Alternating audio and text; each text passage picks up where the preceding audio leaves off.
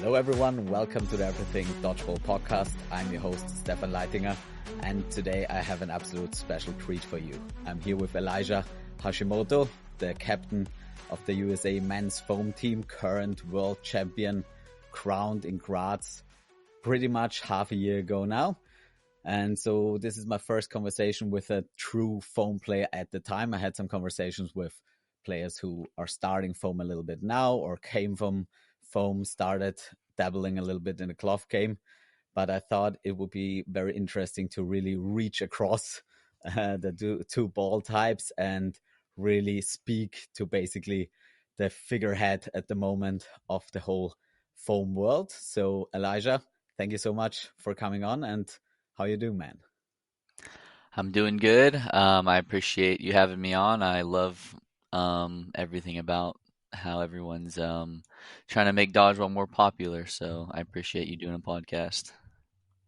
Awesome. So for anyone who doesn't know you by now, probably has to have been living under a rock for the last half year.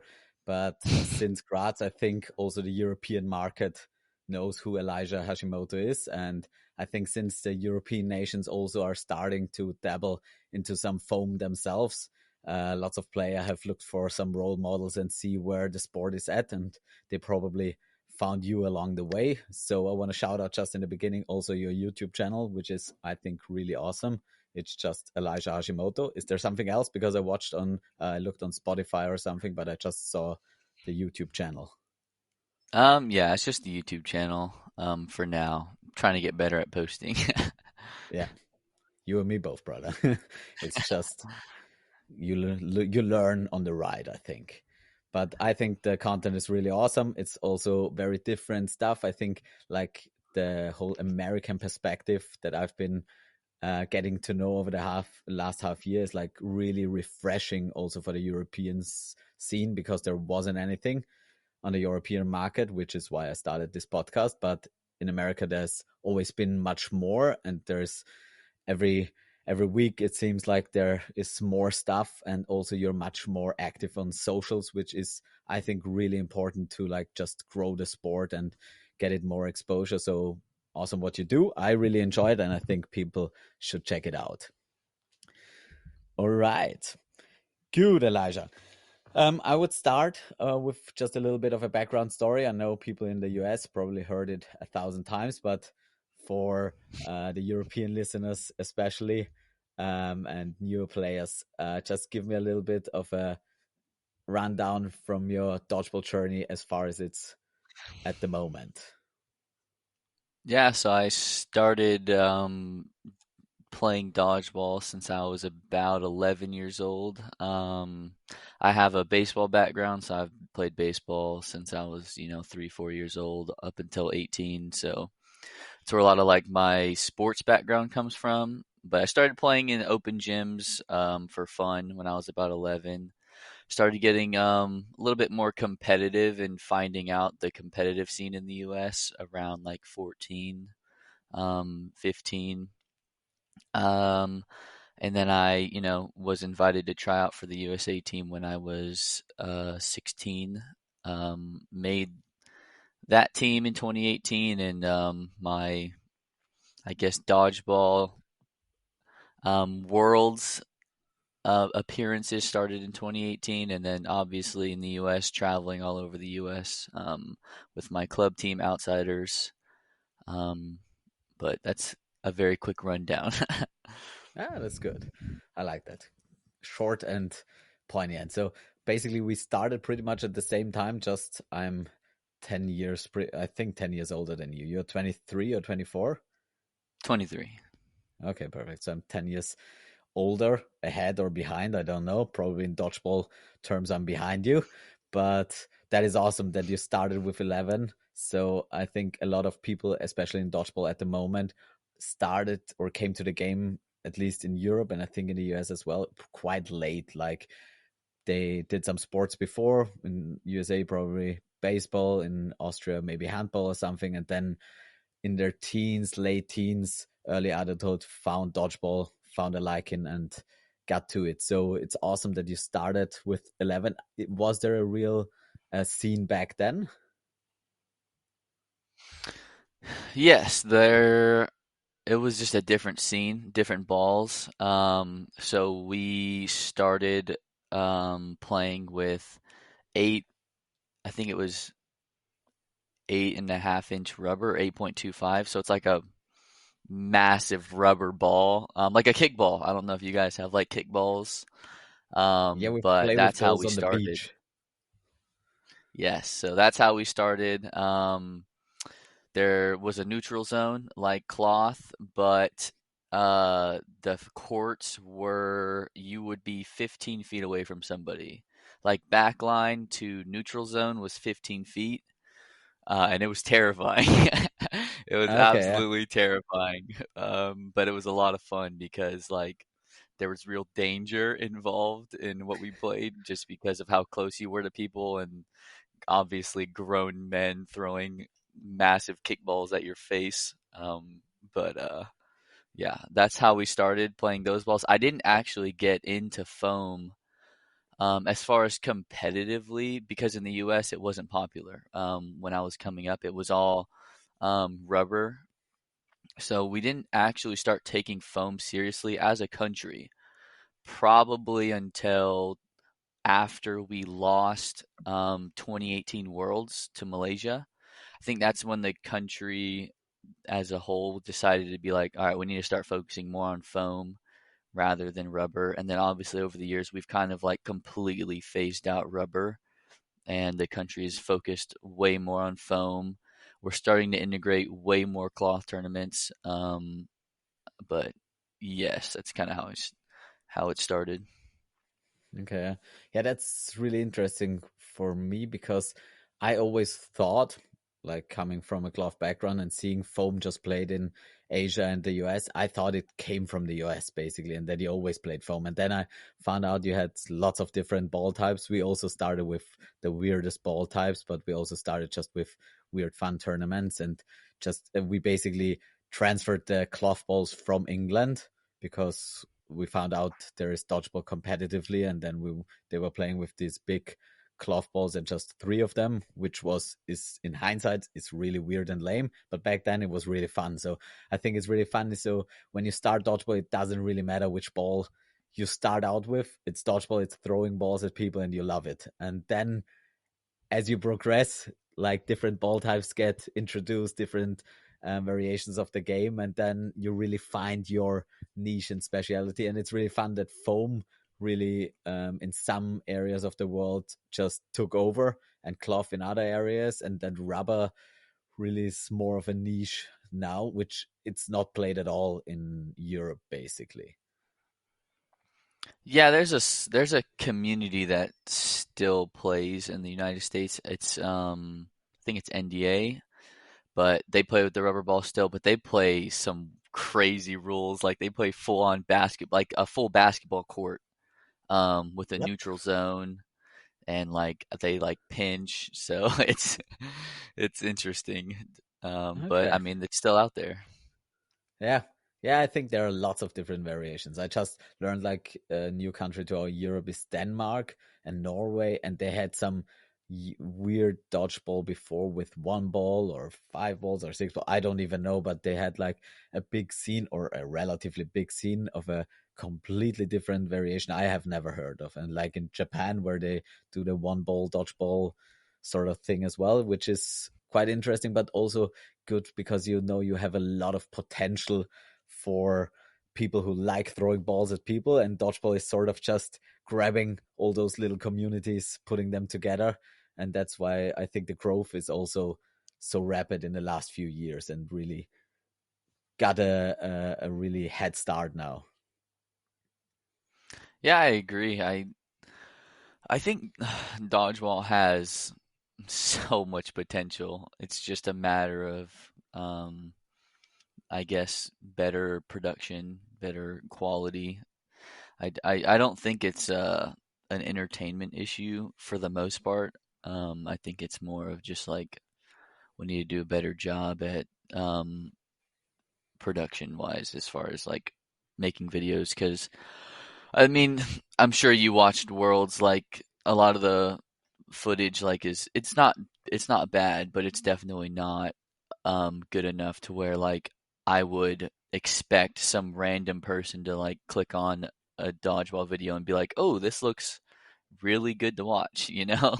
Yeah, Like even my own family members uh you know told me like, "Oh man, I could only watch like 15 minutes of it before like I couldn't watch anymore just because of there was a lot of stopping in games and stuff like that." So, and if my own family members have a hard time watching sometimes, then it's not very good for for the yeah, for scene. sure. Yeah, absolutely. I think there's a lot of potential there. And I think it's gotten way better in the past. I mean, when we started, there weren't streams at all. Then we started like with one camera angle and with a GoPro, which only filmed half of the court, and the players were so far away that you couldn't see anything, and you didn't know who was playing or what. And now, like the cameras and the resolution and everything is so much better. But if you have a tournament with 8 courts, you just can't film them all in a you don't have the budget to do it. So I think like the final chords for Worlds, that was like the best production, at least that we had in Europe to this point, where we had the slow mo cam and we had the different angles, and which was just way more dynamic. Still lots of improvement to do, but I think that was really at least the final games with the one chord and this sort of the atmosphere of the gym around. I think that was really great. I still like watching those. The other games I think are just for watching film and for tactical analysis and for the real hardcore fans. So basically moms and dads probably and no one else. Yeah, no, I agree. I agree. It is tough though because in dodgeball we just don't have like we don't have storylines, especially like even for a tournament as big as Worlds. Like people, it's not just about quality. It's about people falling in love with players on teams and building that connection with players. And I think that they should start forcing teams to basically make like videos, kind of like um I don't know what the right word I'm looking for, maybe like autobiography videos or something, like Yeah, introduction videos to each team. Like I think each team should be required to do something like that. That way they can play them like in the gaps in games. yeah. That way people watching can learn a little bit more about the players and teams. But we're we're getting there. Absolutely. Yeah, but I really love that idea. But I talked to Kim last week or so, and we had the same topic a little bit, dove a little bit into that, and where we're like dodgeball is at a point where you can see the highest level dodgeball is really aesthetic to watch. It's really fun, it's exciting, you have lots of highlight plays, and I think you guys are doing a really great job of cutting out all that footage, taking those highlight clips, spreading them over all your different channels on the socials. And I think that is really important to like spread the awareness for the sport, basically, because if you see those clips, you're like, okay, you gotta get hyped. And I think it doesn't matter from which sporting background you come, that looks really amazing, really fast, really athletic. And that's like the things we have to push out into the world to get like more people interested. But apart from that, dodgeball is still so small that no one really knows about it. So I think it's really tough at this point to get outside viewers. So basically, you do your production, your video, all just for your club, your fans, your family who know about dodgeball and who will watch you at the World Cup. And then again, most of the games are not interesting enough, at least when you are from a top nation. So it's basically like my family turns up for basically one group game if it's interesting, if I tell them that might be interesting, and then for semis or finals, hopefully. But I think there is way more potential. But as you said, it's important to get more awareness that you really have those players that you like.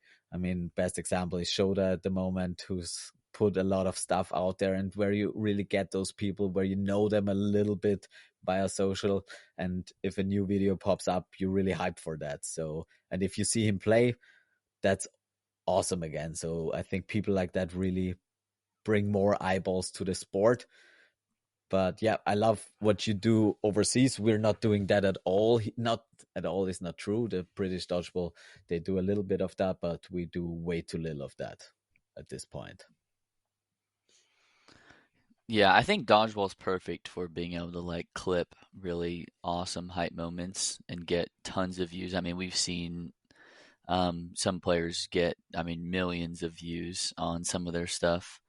So, like I said, I don't think it's an entertainment issue. I think it's just building a loyal fan base that doesn't play. Like that's what's hard. That is what's hard is Yeah, getting fans who don't play dodgeball. But I think it not only comes down to like them not knowing enough about players. I think like at Worlds, oh man, this bugged me so much, and it was just in our semifinals match and even in the finals, like just how much the games are stopped to like for the refs to make calls, which like I'll never be one to like complain about refs. Like they're just trying to do their best, but I think that dodgeball's come to a point where it's like I feel like refs don't understand how much power they have over the entertainment, and that needs to be talked about a lot with refs because when there's a 40-minute game and it doesn't even go into overtime and it takes an hour and 30 minutes for the game to end, I mean, that is literally 50 minutes of extra time. Obviously, there's, time between games, there's halftime, but that stuff only should be taking like 5, 10 minutes. Um, so all that other time is literally just game stopping for refs to make calls, which even for me as a hardcore player, I'm watching and I'm just like, "Oh my gosh, this is so hard to watch." Like, please just stop stopping the game because it just kills the entertainment. yeah, absolutely. I think there's a point where like you have to get a balance in that because obviously at this point at this stage refs want to make the right decision and dodgeball is just so hard to ref that you probably need those little breaks sometimes. But as you said, to also make an awareness for the refs when it's time to just make a decision and live with it, and when it's time to really get everyone together. And I think there's a lot. The problem is a lot that the refs, especially for Worlds, where there were lots of refs who didn't know the other ball type, the new rules, stuff like that. There's so much variability. You don't find refs that easily that want to travel to another country, continent, or stuff for no money at all and do one of the hardest jobs that you have in dodgeball. So I think this is like a multi-layered issue. But I think at the top level, if you have a few breaks, then it could be quite professional. And if you have a good media and you put slow motions in that and some other topic points, then it could be used. I mean, basketball is basically the last 2 minutes take sometimes 20 minutes and I don't like it, and you apparently are not watching it, but still, I think there is a lot of stoppage time in a lot of pro sports, or football is the extreme. But if you manage it to a tolerable limit and really put the entertainment value up in between and play on those storylines and those close-ups and those clutch catches. You have so many great shots in dodgeball, basically. Then you can make it really exciting. But on the other hand, that just takes a lot of manpower and again money. So I think there is so much potential there, and you can see it, and it's really frustrating on the one hand that it is the way it is, but on the other hand, I don't know how it is in the States, but for us it's really also very hopeful that we see where it's come to. Like since I've been playing the first time, no one it wasn't streamed at all. Then the second, third European Championships, 2 or 3 games were streamed in a crappy quality, and now we're at the level where at least the final games you can really give those to people and they can watch them, and the atmosphere and the camera, and it looks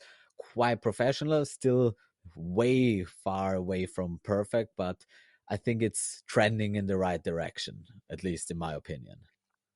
Yeah, no, it definitely is. I've just been playing for like so long. I've just seen like some things for quite a while, which it's not like it's not necessarily like detrimental. I don't know. I just look at things and just see like ways to improve them. But like you said, it's a multi-layer issue.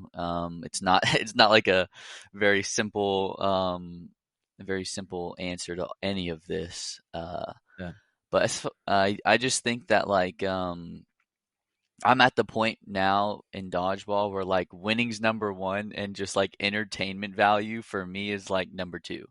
So like there will yeah, be times in matches where I'm just like, all right, let's make this entertaining, boys. Like I don't know, I'm just at that point now where I'm just like I want my matches to be as entertaining as possible.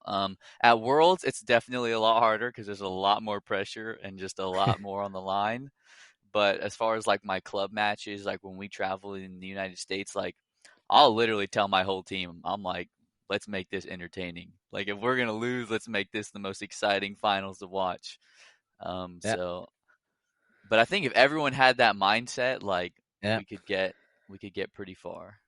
Yeah, honestly, I haven't really thought about that. And the thing is that like the whole clipping videos and highlights and stuff is like really at a low level in Austria and in Europe. So I think that's something we can really think about and put a lot more value in as well, because as you said, that is really important. And there are those videos that get thousands of clicks, and I'm personally not a player for me, winning is the first, and the second thing is playing smart. And highlights come really late for me personally, because a highlight is always something dumb that worked out Yes. awesomely or something ridiculous. So there are two levels to highlights, and I always look at them and I'm like, that is absolutely crazy. That is amazing to watch, but it is so stupid, at least from one of the contributors, basically. But still, it's something that the sport thrives on from a viewer's point of view. So I think that is a really good point, and maybe I should give that more value in the future, because that I think that is really something that we over here are really lacking in, and I think I have to push my community a little bit to make those clips, because I see them on Instagram now all the time, and they're amazing. I mean, like Dylan, you, Shoda, every new clip is just fire, and it doesn't matter where it's at, it doesn't matter what's the context, but the environment, but it's just amazing, and it looks athletically pleasing, or aesthetically and athletically pleasing. And I think that is a big part of moving the awareness forward. So I'll think about that. That is a good point. Yeah. So, well, speaking on that, let's dive a little bit into the World Championships experience from your side. Obviously, from Team USA, your personal story, also like what you liked, what you didn't like, what you really hated about it. Just shoot away. Let's get into that. Um, yeah, I mean the experience overall, I mean obviously like when you win, like it's just an amazing feeling. Like it doesn't really matter how much horrible things happen. Like just winning just makes it all like kind of go away. But I mean, I got there about a week early. We traveled a lot around. I don't even know where at this point. I have terrible memory. Like we were in Italy and just everywhere, Milan, I think, and that was a lot of fun. Just experiencing that different, I guess, culture. It wasn't like too different, but um, just eating all the different foods and seeing all the different architecture. I don't know if you've seen the My Worlds video. Kind of like I kind of had like maybe 20, 30 seconds of like where we visited and stuff like that in it. Yeah, But that experience was super awesome. And I guess getting more into the tournament was like just meeting, getting dinners with the boys. I'm sure you guys do that as well, or, hang out. Like, there's nothing better. There is literally nothing better than just you and the boys, just, joking around, having fun at dinners and building the camaraderie. Um, but as far as our first, like, we had our first practice at one of the gyms. It wasn't the gym that we played in, but one of the gyms that like we were allowed to go practice in. And I think once the team got there, we realized like, all right, this is gonna be hot. Like like we just kind of like started mentally preparing for like kind of the worst. Luckily for me, I live in Texas and I Yeah, work on roofs. So and I'm in attics sometimes, so it's like I wasn't affected by it at all. And I normally don't sweat, but when I was sweating, I was like, all right, if I'm sweating, this is gonna be like pretty brutal for the guys. So our first few matches at the Blue Box, um, right? That's what it was called, the Blue Box. yeah, It was it was interesting. It was just, I mean, you can't even describe how hot that gym was. It was nearly hard, like it was hard to breathe in that gym, and that's coming from somebody who's in attics that are like 150 degrees in the summertime. So take that as you will. But so we started game planning for like we were going to stores buying like our teammates were buying like like sweat spray. I don't what yeah. antiperspirant, And the something like that. I perspirant, I don't know. think, yeah, yeah. So they were like spraying it all over themselves, and we were Oh, that trying to can't just be do healthy. everything we could. Yeah, we were. I mean, obviously it didn't work. Yeah, Nothing that we tried really worked. So I mean, we were really just looking forward to kind of like get out of that gym and go to the other gym because when went to the other gym, it was like a treat. It was insane. We were like, "Oh my gosh, this is amazing!" And then of course we go there, and everyone's like, "Oh, it's so hot here," and we're just like, "No, no, it's yeah, not hot at all in this gym." But I mean, I love like being hot and sweaty, like um, just because I know that I'm working hard. It like I don't know. I don't mind it at all, but others were very bothered. Obviously, the grip on the balls was just completely destroyed. Like you just couldn't hold them. So we just had to like basically run at people and like push the ball at them in the blue box gym. So that was fun.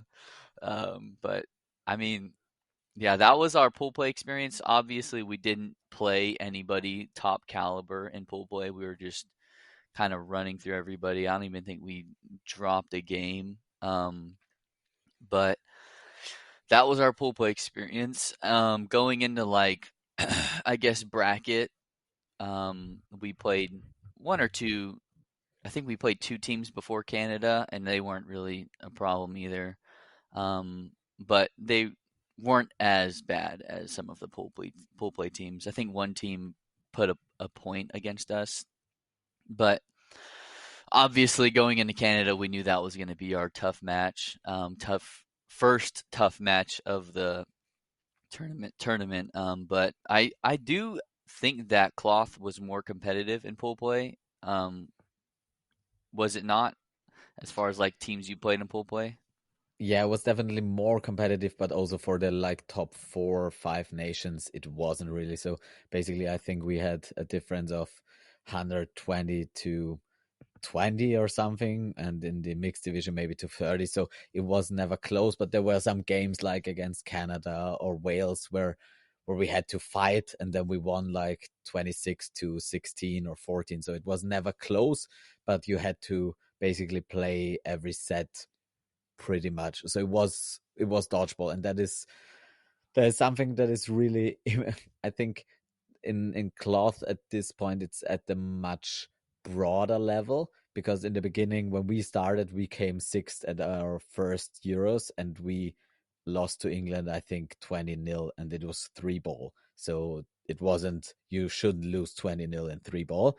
So there were just washouts, and the difference was so big, and now there are like different tiers of nations. There are still the top 4 nations, and then there are 8 or so beyond that where you really have to play them, and you could lose against them, and you really have to play dodgeball. And then there's basically the rest, and some really new ones where you put up numbers like 40-0, which is another thing. But I think like it feels like the foam top level teams, like the 4 big nation, maybe 4.5, are like at a really incredible level, and beyond that there is not anything comparable basically. at least from the outside. And in cloth, it's a little bit more tiered, but it seems like yeah, it's a little bit broader, but the top level maybe not as high as the top level in foam, is what I would say from my perspective, probably.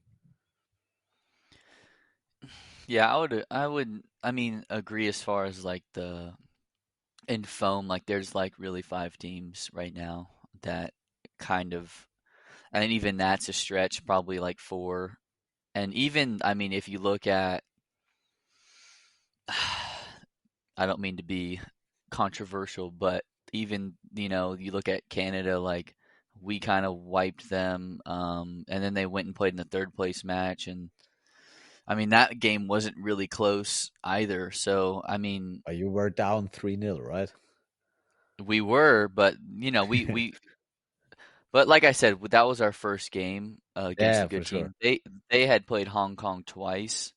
So Yeah, that was literally our first time playing a team that literally knew what they were doing the yeah, whole tournament. So, but either way, I'm not saying that they, couldn't win, but even in our top, four, because if you put Canada in the top four, like there is still some distance between even them and some teams. But I don't think that's because they're bad. I think there was a lot of internal issues with Canada after talking with a lot of their players. But yeah, I think Hong Kong's like, they're the fifth, and I do think that England did show yeah, out pretty well. They surprised me, and I've talked about it a little bit, but they surprised me big time at Worlds, and I think they're going to be, taking that like sixth spot, starting to like creep up on five.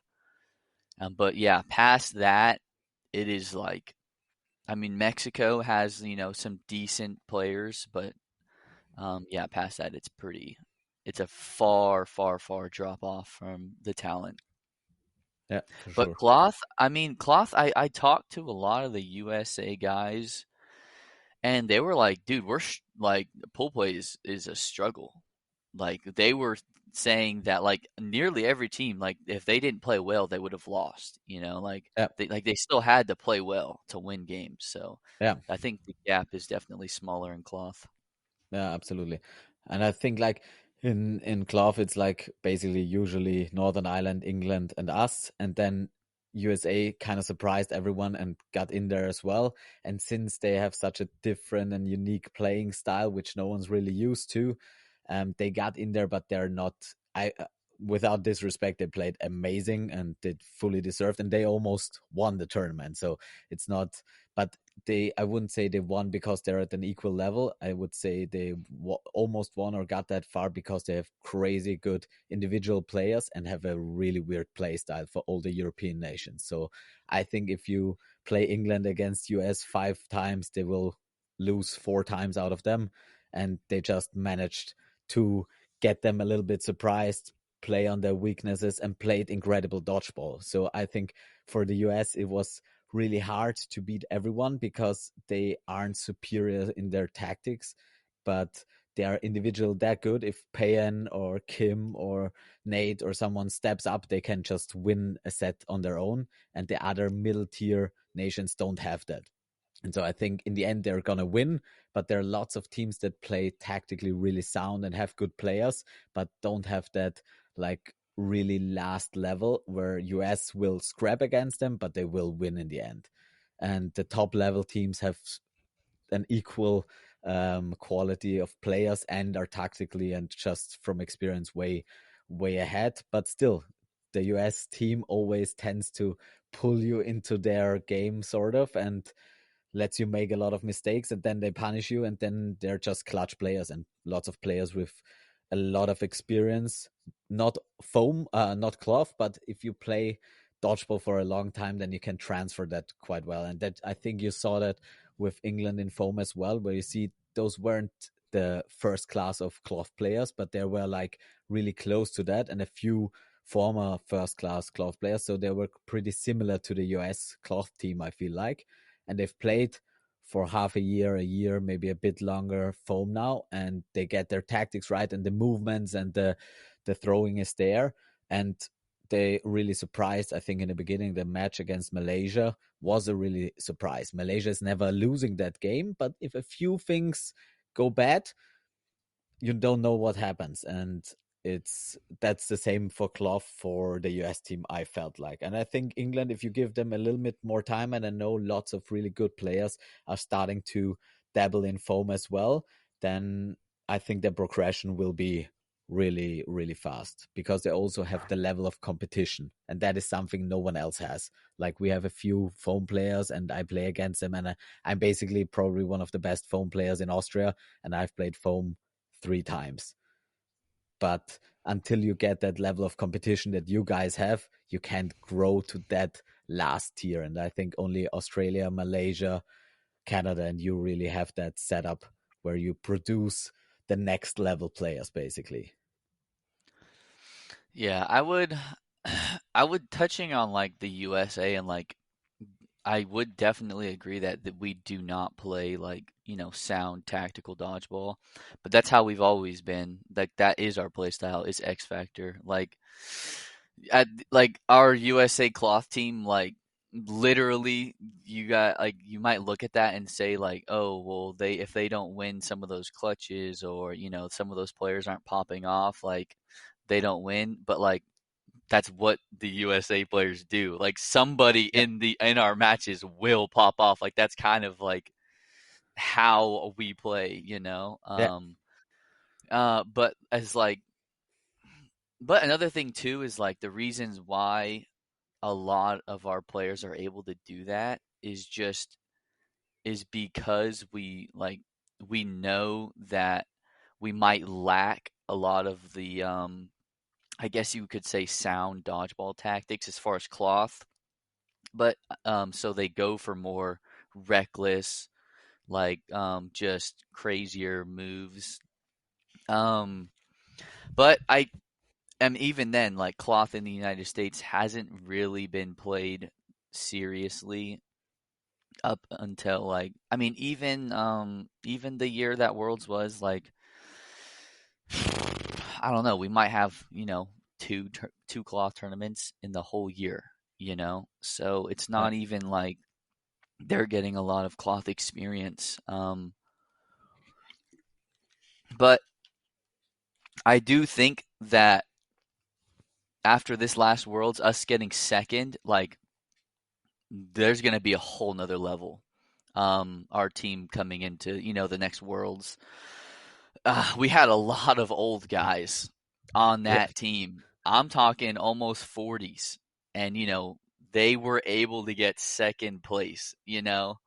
Which is in my mind like insanely impressive. The fact that I think we had 3 guys that were starting that are creeping up on 40, which is super impressive. So, but and I don't even think that we brought like the best cloth team we could have brought.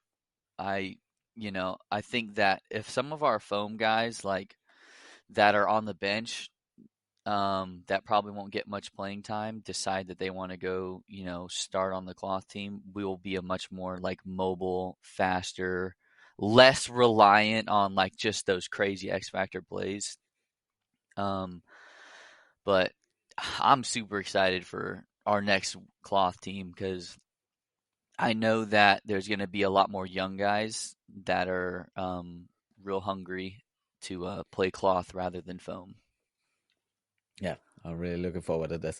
We talked like afterwards with Max Golder, like our president, and we were like, we were so happy that we won that. Obviously for a lot of reasons, but we're like, that is the last time probably that there's a possibility of anyone except for the US winning that treble, which probably will never happen again. But like we knew basically it was so close, and we knew all those players were really like on their last, not all of them, but a few of the really top players were on their last adventure, at their last dance, basically, and which gives me a little bit of hope that I have maybe 1 or 2 more good years left.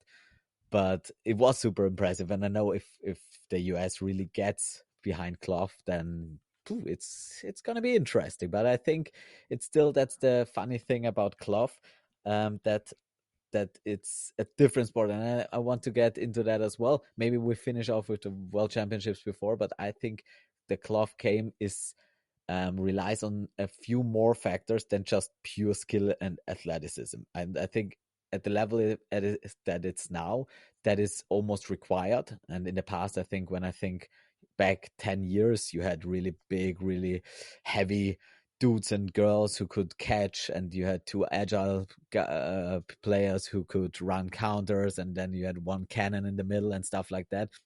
And now, if you see the top teams, they're all athletes, and that's what you see in foam as well. Like you have the one outlier in every team, maybe, but if you see the US squad, the men's team, they're all basically built the same, really athletic. One is thicker, one is thinner, one is more lanky and stuff, but those are all top level athletes.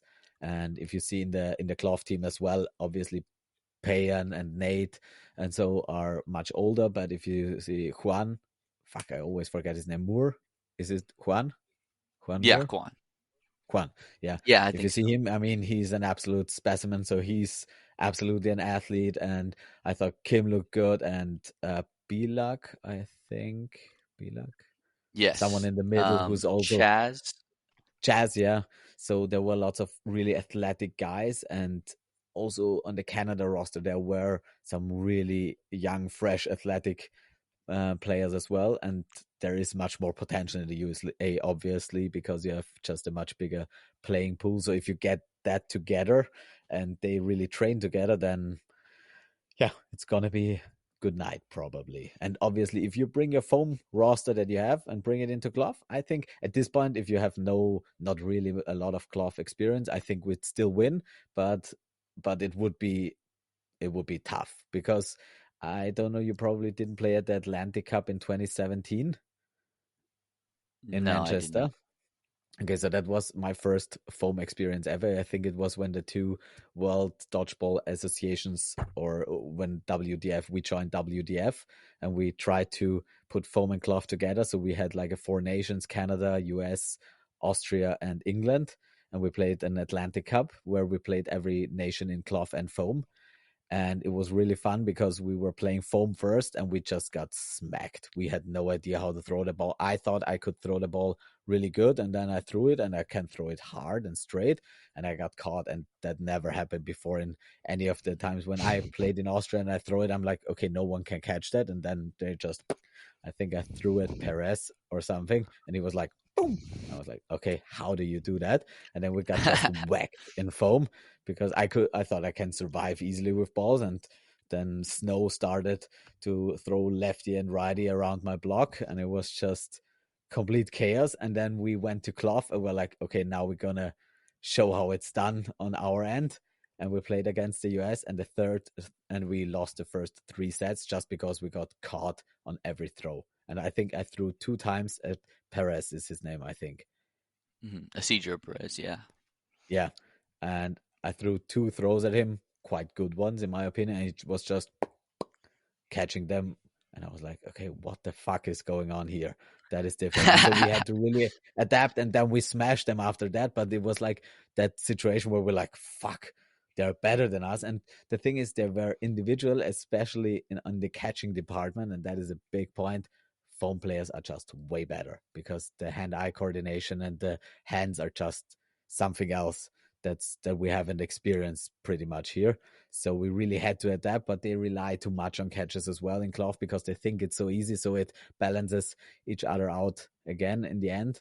But I was like, okay, if they really train Clough, then whew, this is going to be a different story. So yeah, that was kind of a side venture here. Before we get into that, do you want to finish your foam world championship story because it has quite a nice ending to it? So Yes, I can. So, I mean, we go into the Canada game, and that game I was more nervous than the finals about. I think I've touched on a little bit before, but just like that feeling of like knowing that we haven't played anybody um, to a high caliber yet, and knowing that like boom, 40 minutes, we're playing a good team, like it's now or never, you know. That was super, super nerve-wracking. Just because you haven't built that confidence of like, okay, we've already beat a decent team. Like, you know, we're finding it, you know. There was none of that confidence. It was I've been in, you know, out of the United States for almost 3 weeks, and I haven't literally played anyone good at dodgeball yet. And I'm about to go into a semifinals match that's 40 minutes long and play a really good team that knocked us out, you know, the previous world. So, and then of course we started down 2-0 in that match. And then after that, we won one, they won one, then we won the rest. But either way, that match was every game was pretty close, I would say. It was a very competitive match. I just think that we ended up running away with it. I mean, Canada's always kind of struggled with their roster management, I guess is the best way to put it. They're kind of the only team at the top level right now that's just like consistently swapping players out, like literally every game. Um, and hopefully they stop doing that. I talked to a lot of them about it after Worlds, and definitely seemed like they weren't too excited about, you know, the amount of roster changes that were being made. And I would be super frustrated if I was in that Yeah. situation. Like, just you play one game, okay, sit 2 games. Play one game, sit a couple games. Like, how in the world are you supposed to, like, you know, build that confidence on the court and build, you know, just the chemistry with the other guys on the court, when you're just constantly being swapped out with people? But Do you know the yep. reason for why they did that? No, I couldn't tell you. I literally couldn't tell you. I mean, Because I think that their mentality is like, oh, well, it's changing up looks. Like, you know, it's giving the other team more to think about whenever you're swapping that many players. But I mean, in foam, it is so like skill orientated, I guess you could say, is like looks don't really matter. Like at the end of the day, I can just, you know, throw a foam ball and hit you out through your blocker because you're not warmed up and you've been sitting on the bench for a couple games. So I don't understand it. No other team's doing that. Literally no other team is doing that. So okay, but you talked to a um few people. Do you think it's tactical or is it more of a social sort of thing? Because some teams are like, okay, we traveled all this way and we want everyone to play, sort of. And I think at the top level that is just stupid, but still some nations have a really problem with that, with also the team chemistry. If you have players who don't play and then the whole environment is quite toxic and you say, okay, we make some rotations, which makes maybe some issues better. But I think at that level, it's just probably not gonna no, work. it's tactical. Okay, It is wow. 100% tactical talking to them. At least in their minds it's tactical. At least their coaches and I mean, I've talked to a lot of them. I don't want to spill the Ah, beans fair too enough. Yeah. much, but they definitely were not happy with it. So, but Uh, that's the thing about Worlds is like if your leadership is lacking, like your team's going to crumble, and I think that's just kind of like what happened with them. I think they had 3 captains. Like they had, you know, their main one, then they had like 2 assistant captains, and then of course they have 1 or 2 coaches. Like that's a lot of voices, you know. And if all of those pieces don't 100% trust each other and get along, like you're gonna have issues with that many cooks in the kitchen, you know. Um, but either way, that was a long tangent. I don't know why I know so many Canadians personally, and I'm friends with a lot of them, and so like seeing them struggle not because of talent, but because of like, you know, overhead like coaches or like, you know, maybe captain issues, like that's hard to watch, especially because mm, I experienced that in the Worlds in Canada. Like our team just completely lacked all leadership and you know, we ended up placing 5th. So I I've been in their shoes before. mm.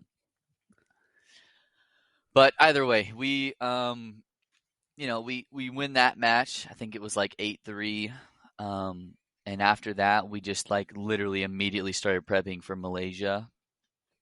We had a film session like that morning or maybe that night. I don't quite remember.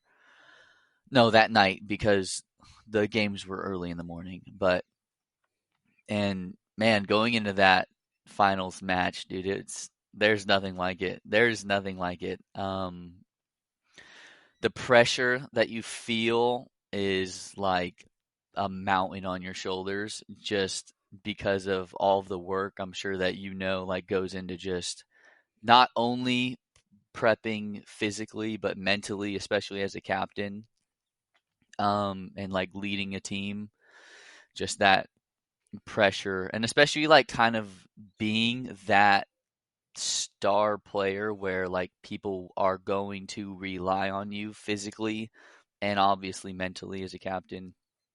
That pressure is I love it, but that pressure is immense and not for the faint of hearts. But that match, I mean, even that match, I think we went down a couple games and had to really claw it back. If I didn't win that like 1v4 in the first half, we literally would have been down. I think it was, I don't know, 4-1 if I 3-2, would have no, lost. 4-1. Because I think didn't going into half it was 3-2. Yeah, but I think it was 2-2. I think it was 1-0 for Malaysia, then 1-1 and or 2, maybe it was 2-0 and then 2-1 and then 3-3. I think it was never 3-0, but I'm not 100% sure. It's been a while since No, I watched yeah, it. it wasn't 3-0. It was like 1-1. Then they I don't know. Either way, if I would have lost that, it would have been trouble. It would have been a lot of Yeah, trouble because I think we would have been down like 2 games, which is not good with only one half left. But even that match, man, was super, super stressful. Like just every, I mean, Malaysia plays just so on your throats. Like if you're not ready to, I guess, for that kind of pressure where they're just always on you, you can crumble. But we ended up pulling it out, and man, just the feeling of relief after just so much hard work was amazing. I'm sure you can relate. absolutely.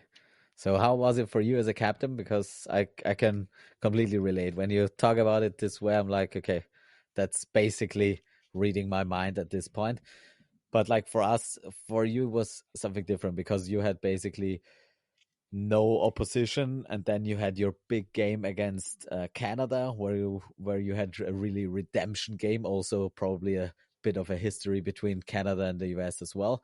So really redeeming yourself for the loss in Canada, and then going into that final with a lot of confidence against Malaysia. But obviously, knowing Malaysia is such a powerhouse, so with all that pressure and all that excitement, that is basically the moments we live for, or I feel like that. So that's when I come alive. But also when it ends and you've reached it, there's such a relief of emotion. And for me, it was like just when that whistle blew and I knew it was over, it was just pure joy. But afterwards, I would say like 10 minutes later, it was just, I was drained. I was so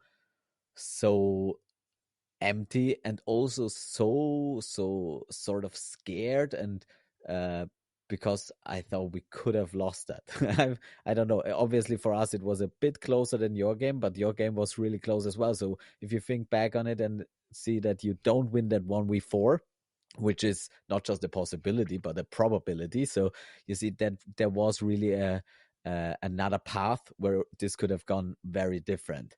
And so joy and like defeat and really crushing emotions are so close together. And afterwards when I think back on it, that gives me really a little bit of anxiety, which I don't ever have beforehand. But afterwards, looking back on it and seeing what all went really well, and every step that we took the right corner, made the right decision, had the luck on our side, which made the whole thing turn out the way it did. And it could have gone on a different day the other way.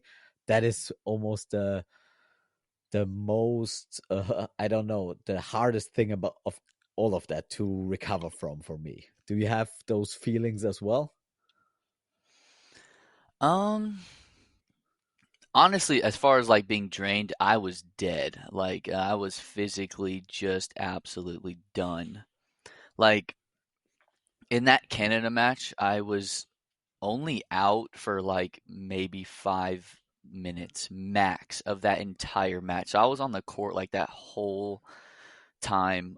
So that match alone, like with the heat, like just really drained me and killed me. And then like I was up doing laundry like every night for everybody because our place had the washer and dryer. So I was up till like 2, 3 a.m. every night, even on that finals day. Um, so that was brutal. Like I slept maybe, and obviously like just the anxiety alone, like I probably slept like 3 hours a night every night I Yeah, was there just because it was just all like you know how it is as a captain, like you're just always thinking about what you guys could be doing better and like matchups and always trying to fill the holes in your game. But yeah, I was drained as far as like thinking about like we could have lost. I'm not gonna lie, like I never think I'm gonna lose, like ever. Like that that's the thought thing. never enters my mind, even like until I lose. Like I Yeah, literally do not think I'm gonna lose. And even after like when it's over, like even the thought of like we could have lost that kind of doesn't really enter my mind. Um, but I don't know. I think that's just the mindset I have, but I definitely see like, the other side of like looking at it like, oh man, if this didn't go our way and that didn't go our way, we could have lost. yeah. Um, Because that was really I something guess it's I more of just haven't. like no, go ahead, go ahead. No, because I haven't really experienced that like ever before in that way. And I'm like, I haven't lost a game in cloth in a year before that. So we had a lot of in the leagues, in tournaments, the Euros before. I think the last game I lost was the final at the Euros in the men's division. We won the mixed division in like the overtime set, and from then on out, I didn't lose one game. And we had lots of really, really close ones and overtime ones. So on the field, I never feel like I would ever lose. As long as I'm on the field or as long as we're there, I'm not losing. So that is a certainty, basically. And throughout that whole game, I knew we would win this game. And then afterwards, it was just pure emotion. And then looking back on it or reflecting on it, though, that was really the first time. But maybe it was also because we played the Northern Ireland in the semis, which is maybe like your Canada game, where we knew that was the favorite of the tournament. That was the game we were preparing for, and we won that, and we were full of confidence, probably like you after the Canada game, and we went into that US game and we're like, okay, nothing can stop us now. And then it got way, way too close, and we won it, but not the way we would have thought it would go and liked it to go. And I had a really tough game. That was definitely my toughest game against Juan, who just I he sort of clipped me. He has just been like a little bit of a kryptonite in that final for the first few sets. And so it was a real struggle, and I loved every second of it. That was such an intense and awesome game. And also those 2 days, little sleep, little to eat, way too much heat, way too many intense games, which is the what we're here for basically. But when that fell away, it was like really, yeah, it was sort of a weird feeling to know that you have won everything, and which you which you've dreamt for, which you've worked for 2 years basically, and the excitement and the pure joy of it, but also the knowledge you could have almost fumbled it. That was, I don't know, that never happened to me before.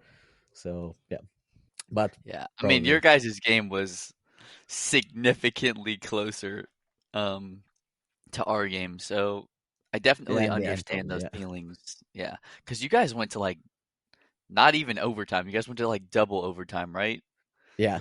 I think the overtime set was a draw, and then the double overtime we won that. That Yeah. was, I think, the only easy set in the whole. whole game, I feel like. And Yeah. then afterwards, So I had to that play game mixed as was well, which was pretty much as close again. So that was a weird one. But no, absolutely. yeah. Yeah. So a little bit on that. First of all, congratulations, because that was obviously a very amazing achievement, and also the journey where you don't have any opponents for 1 week, and then in 2 days you basically have to win or lose those world championships, which is on the one hand much easier but also much harder than if you fought all the way and are at the best level. And I think that was why the US cloth team was that good, because they struggled from day one and they got like melded into a diamond, where you were just, okay, we know we got this, but no one's asking us if we need it basically, until you have to perform. So that is basically the X factor and the clutchness of the US, which is quite impressive. All right. I agree. I agree. Good. So let's get a little bit into the controversy, because I think it was just a little bit of a topic as well afterwards. The heat at first, obviously, which was something we, because we played in the nice hall, which is basically one of the best halls in whole Austria, which is why we choose it, because there's no other place in Austria who can like hold this for an affordable price for dodgeball. But they didn't put on the AC as well, and it was obviously a record-breaking heat wave, which we haven't experienced ever before. And I was like in a group match where I went to the bench after a half where I pretty much had to play the whole half, and I was just leaving a lake beneath me, and I was like, I have never sweated that much in my entire life. I like it hot, as you do, and I sweat more, but that was something. And I've never used chalk in my life for cloth. So we used chalk from the foam players because we couldn't grip the cloth balls anymore. So that was really, and we were like, how hot is it? And then our foam players came over and they were like, this is spring. This is awesome. We sweated through our shoe soles. Basically, when they made a step, the shoe made an imprint of sweat on the floor. So yeah, Yeah. I've been to the blue box twice.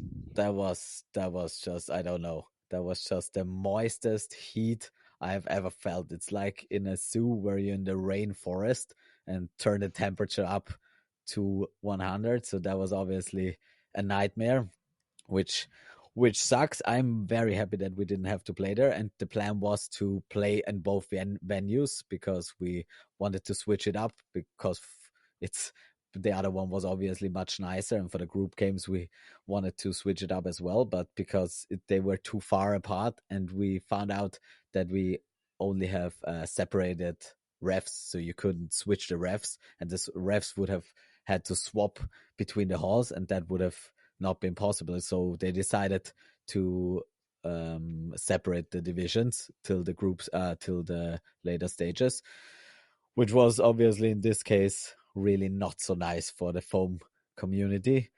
You could say it didn't matter that much, because for the top teams they would have won either way. It was just not such a nice experience, and I feel like the last stages of the tournament sort of made up for it. But obviously that was a intense and physically draining week in that blue box. So yeah, I hope in the future Austria knows that the climate is maybe changing a little bit and going more to the Texan style, and maybe we get some AC in the future, because that was really nice in Canada, like the big gym. Yeah. That was a great gym, but we don't have anything even remotely close to that in Austria. Yeah. No, I mean, like, and honestly, like it was bad, but it wasn't like Yeah, I wasn't leaving like thinking like, oh, this is a horrible experience or anything like that. Like, I mean, that's just me personally because I'm used to just being really hot. I mean, I definitely know that there was probably some people that were very upset. I wasn't one of them. I was just like, whatever. I mean, if like, let's just say, for instance, like what I feel bad for is like if we didn't have to play anyone really good in that yeah, gym, but like I think about like what would have happened if we yeah, would have had to play a better team in that gym. Like that would have been trouble. Like it would have. Yeah, That definitely would have been a problem. But because we didn't have to, like, it wasn't that big of a deal. But obviously, there were other teams that had to play, like good teams playing good teams in that gym. So that was probably like way more frustrating for them than like our experience on the USA men's like foam side. Because I know our women played Canada. Our women foam team played Canada in that gym for pool play, which is like a huge match, you know. yeah, I don't think it really affected that much because I mean our women did get stomped in the finals, unfortunately. But yeah, I'm just glad we didn't have to play any like really good teams in that gym. yeah. Fair enough. All right. So moving on, I think I'd like to get a little bit deeper into the foam side of things. So just can you basically teach me how you think about foam and what are the core principles of it? So I'm just going to paint a little picture from the outside, so with very limited knowledge and just some slight exposure, watching some videos, playing a little bit. Now I train with a foam ball at the beginning of each training session just to get my catching better and my hand-eye coordination better, which is really helpful and really improved it quite a lot. But otherwise, I still have a lot of um, things or aspects that I just don't understand or just don't have really a brain for. And I really like to understand games. And when you break them down, like on your YouTube channel, I really get it and I love it. So I'm just gonna paint the picture how I see foam, and then you just jump in what you think about that and what like a deeper understanding of the game is. So when I think of foam, a little bit in compared to cloth, but just foam on its own, is for me what's the most important thing is the individual skill. So knowing how to throw that ball and having some variations as well as pure power is just such an asset. If you have that, that is really important. Obviously, as well, being really agile and being able to dodge those throws and being fast enough to block those throws is also an individual skill. If you don't have that at the high level, you can't make up for it with team play or strategy or anything, because if you have two good players who just can put the ball through you, then you're just toast basically. And if they're good enough to avoid your shots and you can't go through their blocks, then there's not a lot you can do. And the second thing that I think is really important is that like your anticipation and also your court awareness, that you're extremely fast from seeing, realizing who is doing what and reacting to that in a really fast manner. So if the opposition runs up and they do a throw and you post throw them, you have to be really fast on your release, and you can do that standing. You don't have to run basically because you can throw the ball so fast. But again, if you release, you have to be extremely aware of the opposition releasing on you. So like that reaction anticipation game on the individual level is incredibly important. And then on the team side, I feel like the most important thing is like what we call playing in a line, so that you feel like if you go up and you throw and someone counters you, that your teammates are also on the same line and putting pressure on and punishing and like being there to support you. So once you are off and you're basically throwing without any protection, the post throws are coming so fast that you can't really do anything about it if you don't have anyone covering you, especially if you like so I think the in between game where it's not an attack or maybe the counter from the defense, like the in between game is very limited if you play it right. That is what I would say.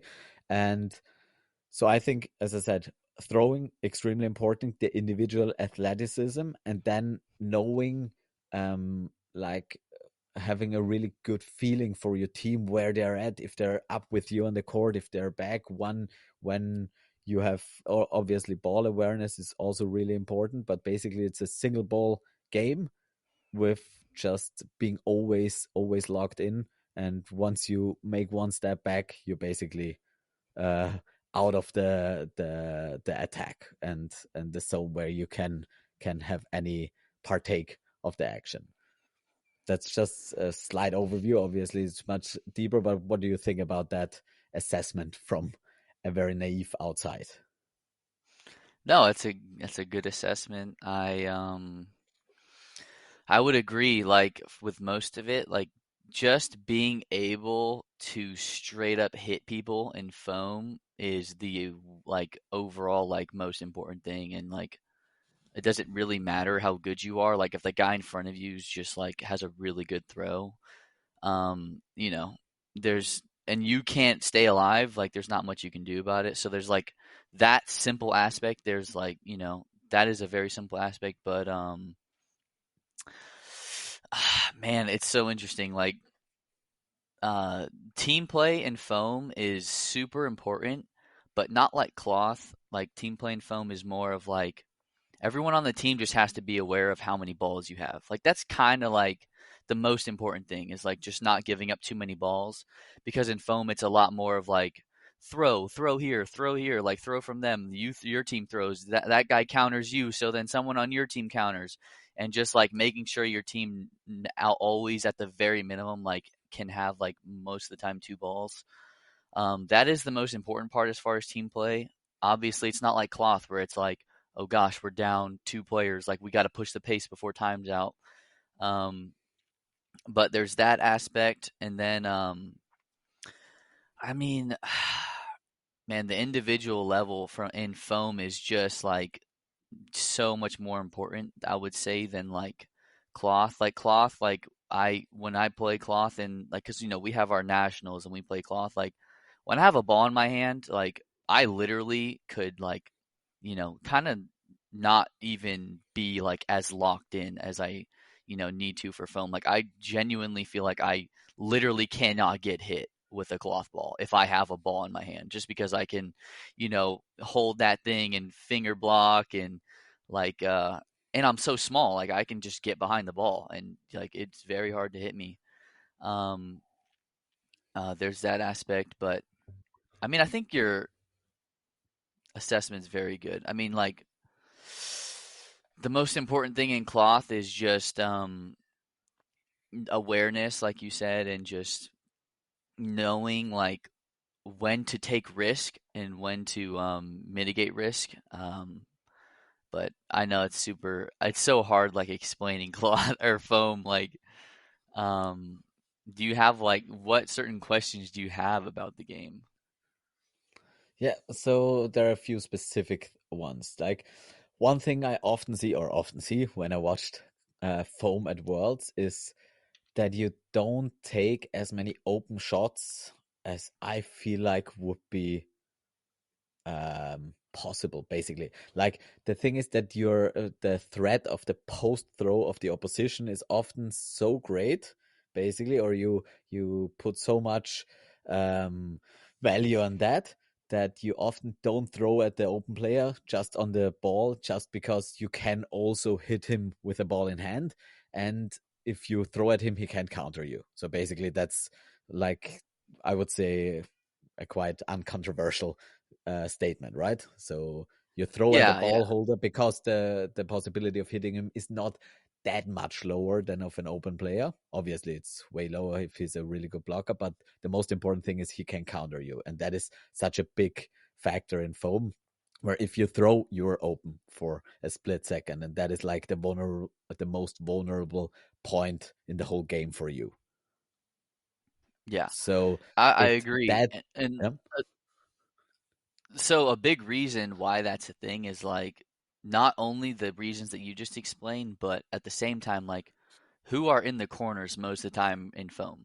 The team's best players, you know? yeah, So it's not only like, it's easier to hit people with blockers in foam, but also like, if I hit their left or right corner, like that's probably one of the best six players on the court. So yeah, there's that fair enough, layer of it true. as well. Yeah, true. That is another point where I'm like in cloth, because of the time pressure, it is often really important to get an advantage, and just getting people out in the beginning is much more important than getting their best players out, because if you have the advantage and you're up two players, then their best players have to take more risks, and then you can take them out, basically.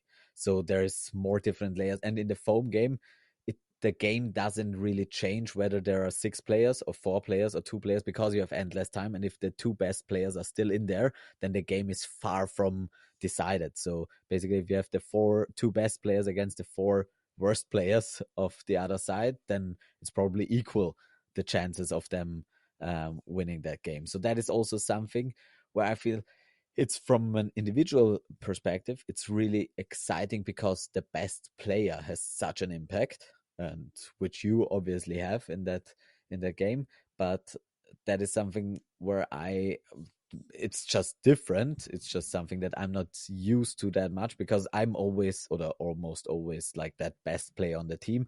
But my biggest role is not doing the individual stuff. My biggest role is like providing the pressure and protection for my team so that they can be as effective as possible. And if needed be, I do what I have to do. But before that, I try to use my team and not use myself. And in foam, I feel like if you're the best thrower, then you throw, and the other guys try to protect you because everyone obviously tries to target you. But basically, the best thrower tries to get out their best thrower in a nutshell. Obviously, that's very black and white, but that is something that even on the highest level, it makes a lot of sense for me when you explain it like that. But I see it also on the lower levels where the catching skills aren't there and the countering aren't that fast, and still players tend to not use opportunities to just whack open players. And I think it's because they see the top players play that way, which makes sense if you play against you, but it doesn't make sense probably a step below that. 100%. Yeah, 100%. Like the even for me, how I play at a world's level is way more restricted than how I play at my club team. Like how you were explaining star player, like imagine that, like what you saw at Worlds, like if you think I did a lot at Worlds, 10x that, and that's how I play on my club team. Because at Worlds it's literally 6 stars on a team, so you can rely on literally everyone on that team has like an insane throw, an Yeah, insane X factor, insane skill. So I can rely on that a lot more. But yeah, but at my club team, like tournaments, like it's way more loose. It's way more like I'm open to, you know, taking more risks because there's not as much pressure as there is at Worlds to be getting hit.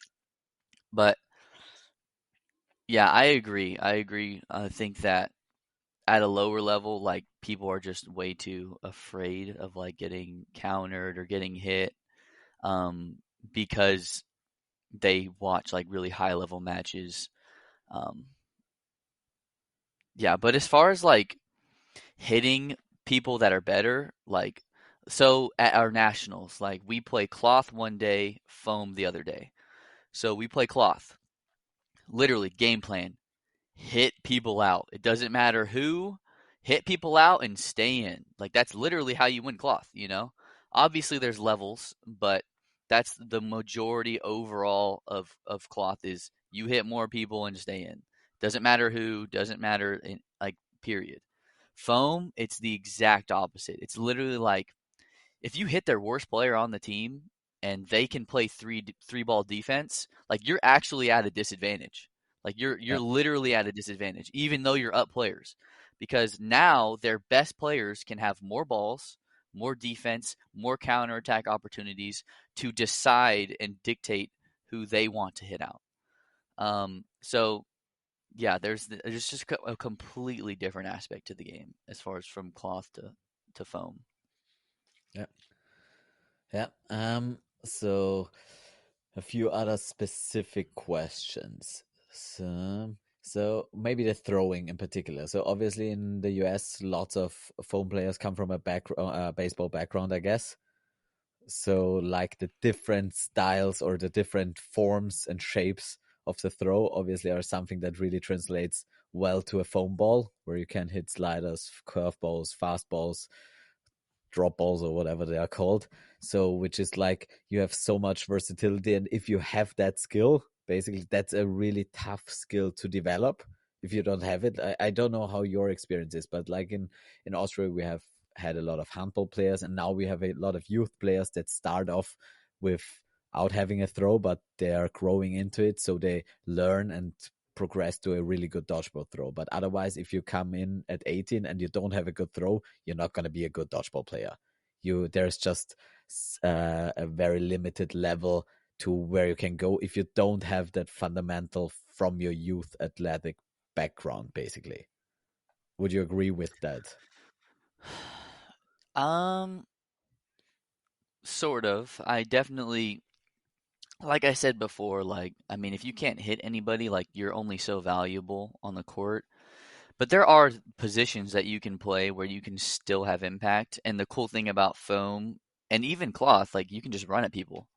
Like, let's just say your throw isn't that good. Like, let's just say everybody on your team um, doesn't have that S tier throw. And that's really how Malaysia developed to the play style and has adapted the game to where now everyone's playing Malaysian style dodgeball, is because in the early years of foam, like they literally, their throws could not compete with the US Mm. because of all of our throwing backgrounds with Canada, all of Canada's throwing backgrounds. Like, so they adapted the game to where they were just like, we'll just run at everybody and just mitigate our how much worse our throws are than other countries. Obviously, their throws have developed over, maybe a decade of playing to their throws are really way better now.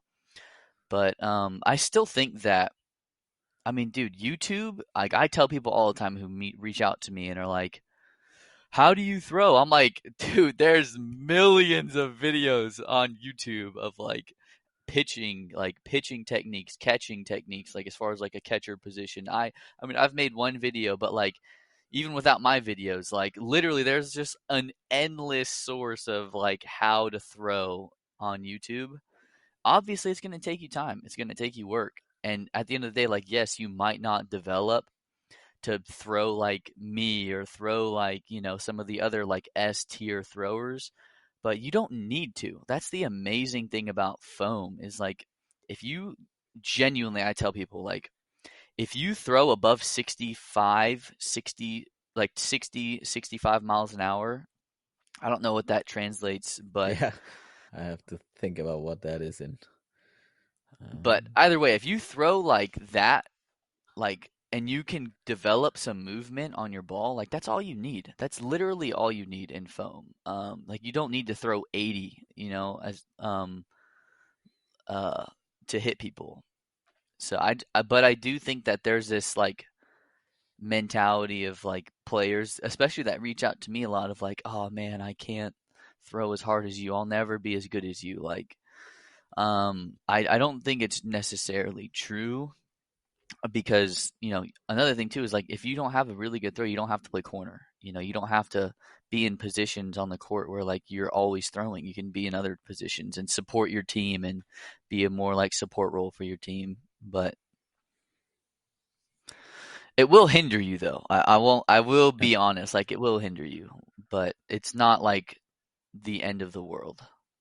Uh, Yeah, for sure. I think there obviously like dodgeball is such a versatile game, and there are so many things you can do and provide for your team that there are definitely other options. But the thing is, a throw definitely gives you way more room. So like in cloth, we call it as the zone basically that you have where you can hit people and people can't hit you. And the faster your release is, the faster your throw is, the better your aim is, the larger your zone gets. And if people enter that zone, they're dead basically, and you can still live in that zone quite handily. And in cloth, that is really important because you tend to try to make the distances shorter and the angles different.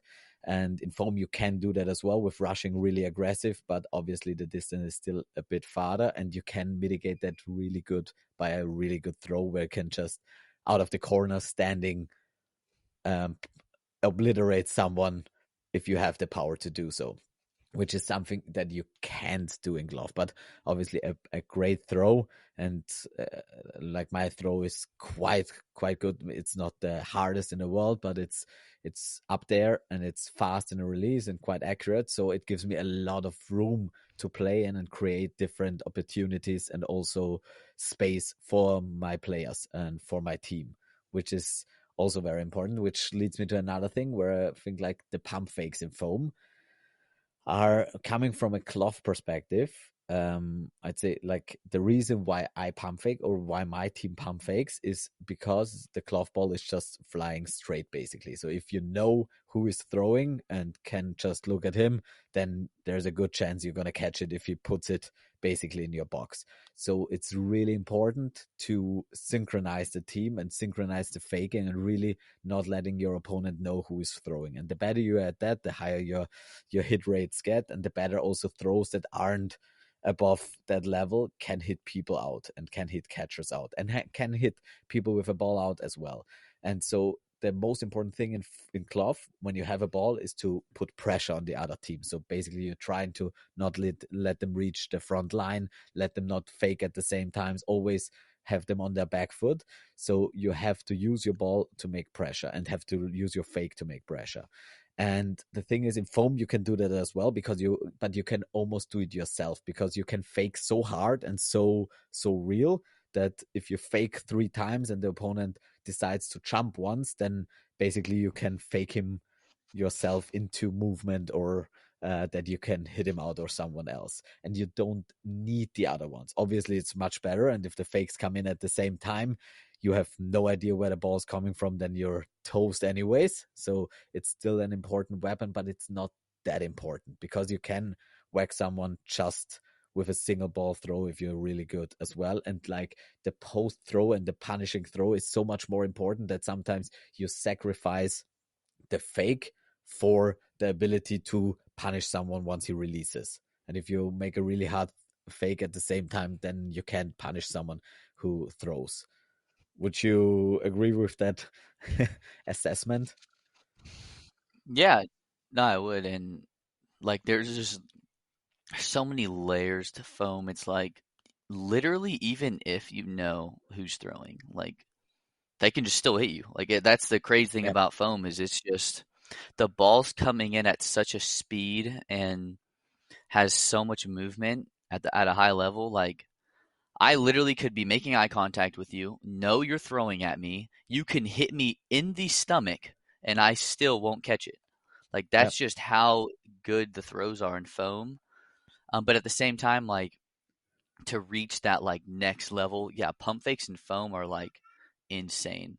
Because in cloth, I mean, there's 5 balls, so like you have, two on your side and you have to look at three on their side. So like it's difficult, but at the same time I feel like it's a lot easier to read who's throwing. In foam, your team has 2 balls, the other team has 4, and they're all at the line pumping. It's like literally you're just a deer in headlights. You're just looking around like you just like literally, and it's extremely, extremely difficult. And it's not even difficult. It's like if a team has really good pump fakes and they have 4 balls, you just dodge and hope they yeah, miss. Like that's yeah. literally how good it is.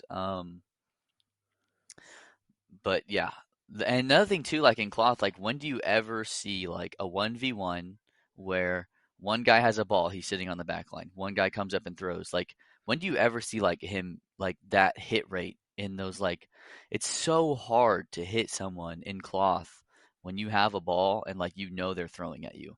Like and you mentioned like Quan like beating your blocker sometimes like he is literally the one outlier in Yeah. probably the world that it can consistently beat blockers.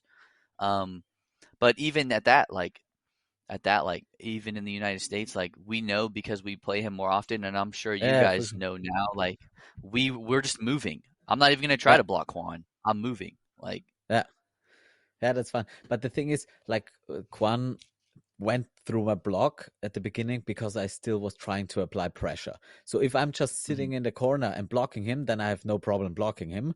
But since I want to apply pressure and I do pre-throw or want to apply pressure on Payan in the middle as well, that's what leaves me open because I can't focus on him. And basically what I do is I like peripherally scan the whole field and just have a half an eye on my opponent. And once I see, and either I pressure him that he doesn't throw, and once I see him throw, I'm usually fast enough to block it or get out of the way.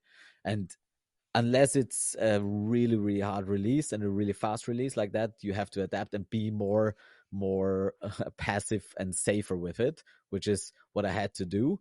But that again gives the other team a lot of room to play again, which is something I really don't like. So in foam, which is like my next point, is because pre-throwing is almost not allowed because you give up the ball and the time starts again, and your hit chance, even if you hit someone, it's still not a good idea basically ever.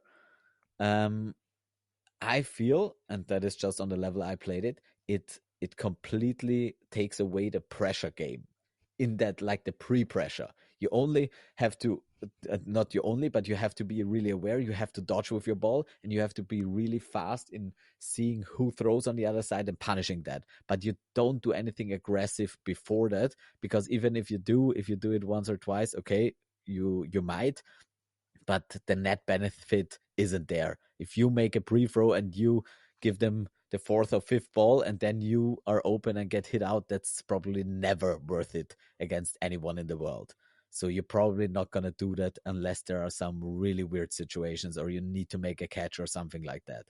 So I what my point is basically that I don't understand why you take that away from the game, because I think foam is already that hard to play in the passive position, especially if the other team has four balls, and if you can't do any pressure from the back line, you're just basically dodging for your life. If you have a ball or not, it doesn't make any difference, and then you can react again. But if you could pre-throw and if the clock wouldn't reset, then you could still apply a little bit of pressure. And if you're a really good player, you could use those two balls against four balls and still make some advantages or stuff happen. And I from my point of view, don't get why that is not a thing. Why you take that away from the sport? Because I think it would be just a great additional situation and asset. Yeah, as far as like entertaining wise, I 100% agree. It would um it would definitely help as far as like those like, because even when teams do pre-counter, it's like, oh, here we go, reset, get the other ball and like regroup, and it's not as entertaining, and I won't lie. As far as like tactically and like if you're just a fan of like, let's just say chess or something that's just very tactical, like I do think that the clock resetting like is just a really good like I guess like strategically I think it's awesome. But entertaining wise I don't think it's a thing. I do know that like they're really trying to change that rule of where it doesn't reset, which I mean like yeah, would it upset a lot of phone players? Yes.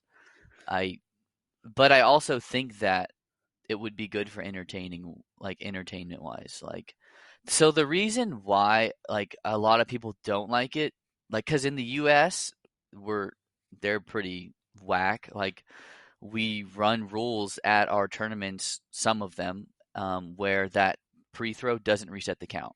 Um, and what you see a lot is a lot less like high level dodgeball and just a lot more like people who are a little bit less good at the game getting away with a lot more because they're allowed to do that kind of stuff, which is entertaining. Like, don't get me wrong, it's entertaining. It's just like there's nothing, because we've played this style for so long, there's literally nothing more annoying than like somebody who's not very good at the game, like just literally selling out for like a pre-throw. Like that's kind of like what we call it and like how we see it, but at the same time, like I do think it would be more entertaining, if they did make that rule change. And I think that's like the point of view from obviously sort of the establishment. If you're like in the current system, you're really good, and like the opponent can touch you with a ball, and you can touch him, and you just reduce his options, and you're like, okay, weaker players do that once they're allowed. I think that is a good thing, because otherwise the game is much more one-sided, and if you are just individually better, then you win, and the other team doesn't have options to work around that. And I think that would give, for example, players who don't have the arm but who are really good at dodging, really good at catching, if they can pre-throw and then dodge or catch, that would make the game way more team oriented, and also allow for a situation where, like, a dominant force in foam, if they have 4 balls, then you're fucked basically. And if you have 5 balls, then you're completely fucked. And if you give the defense, because a 3-ball defense, that is fine. That is almost a preferred way basically, because you can counter, and countering is always better because you can just sit there, wait, dodge and react, and then hit someone who is not in the perfect spot basically. So a 3-ball defense is better, but a 2-ball defense is no defense at all in my opinion. And so I would say it would put more variations and nuance on the game, and also make it for because it obviously is tactical, and it is very team play oriented in that attack, in that synchronization, in that ball control.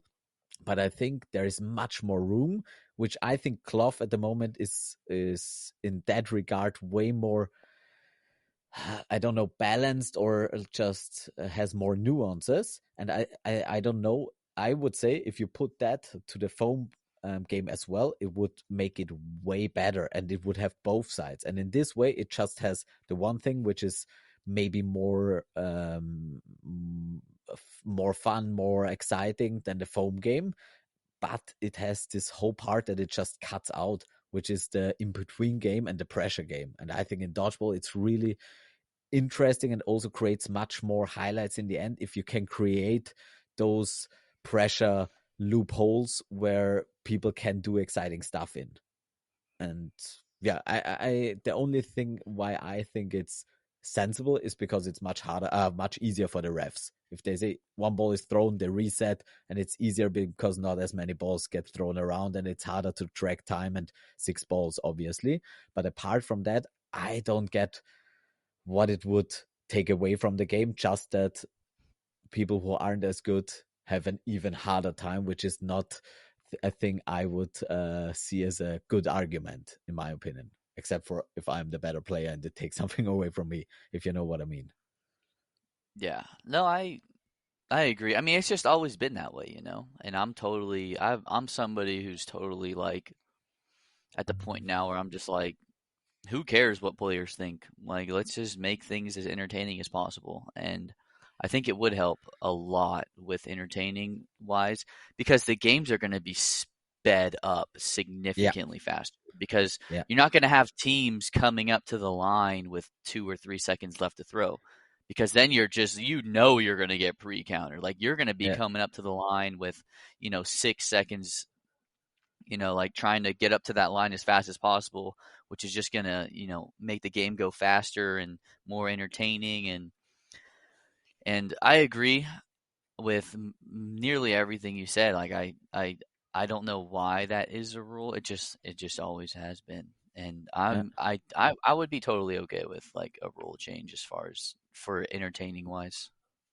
Okay. Yeah, because it's just really interesting, because I always like try to understand where rules come from. And I see it with the cloth world, where we sort of establish the rules and progress the rules every year, and we find out, okay, this rule is completely dumb, and we change it, and then someone else changes it back for another tournament, and you're like, why the fuck would you change that? This makes no sense for the game.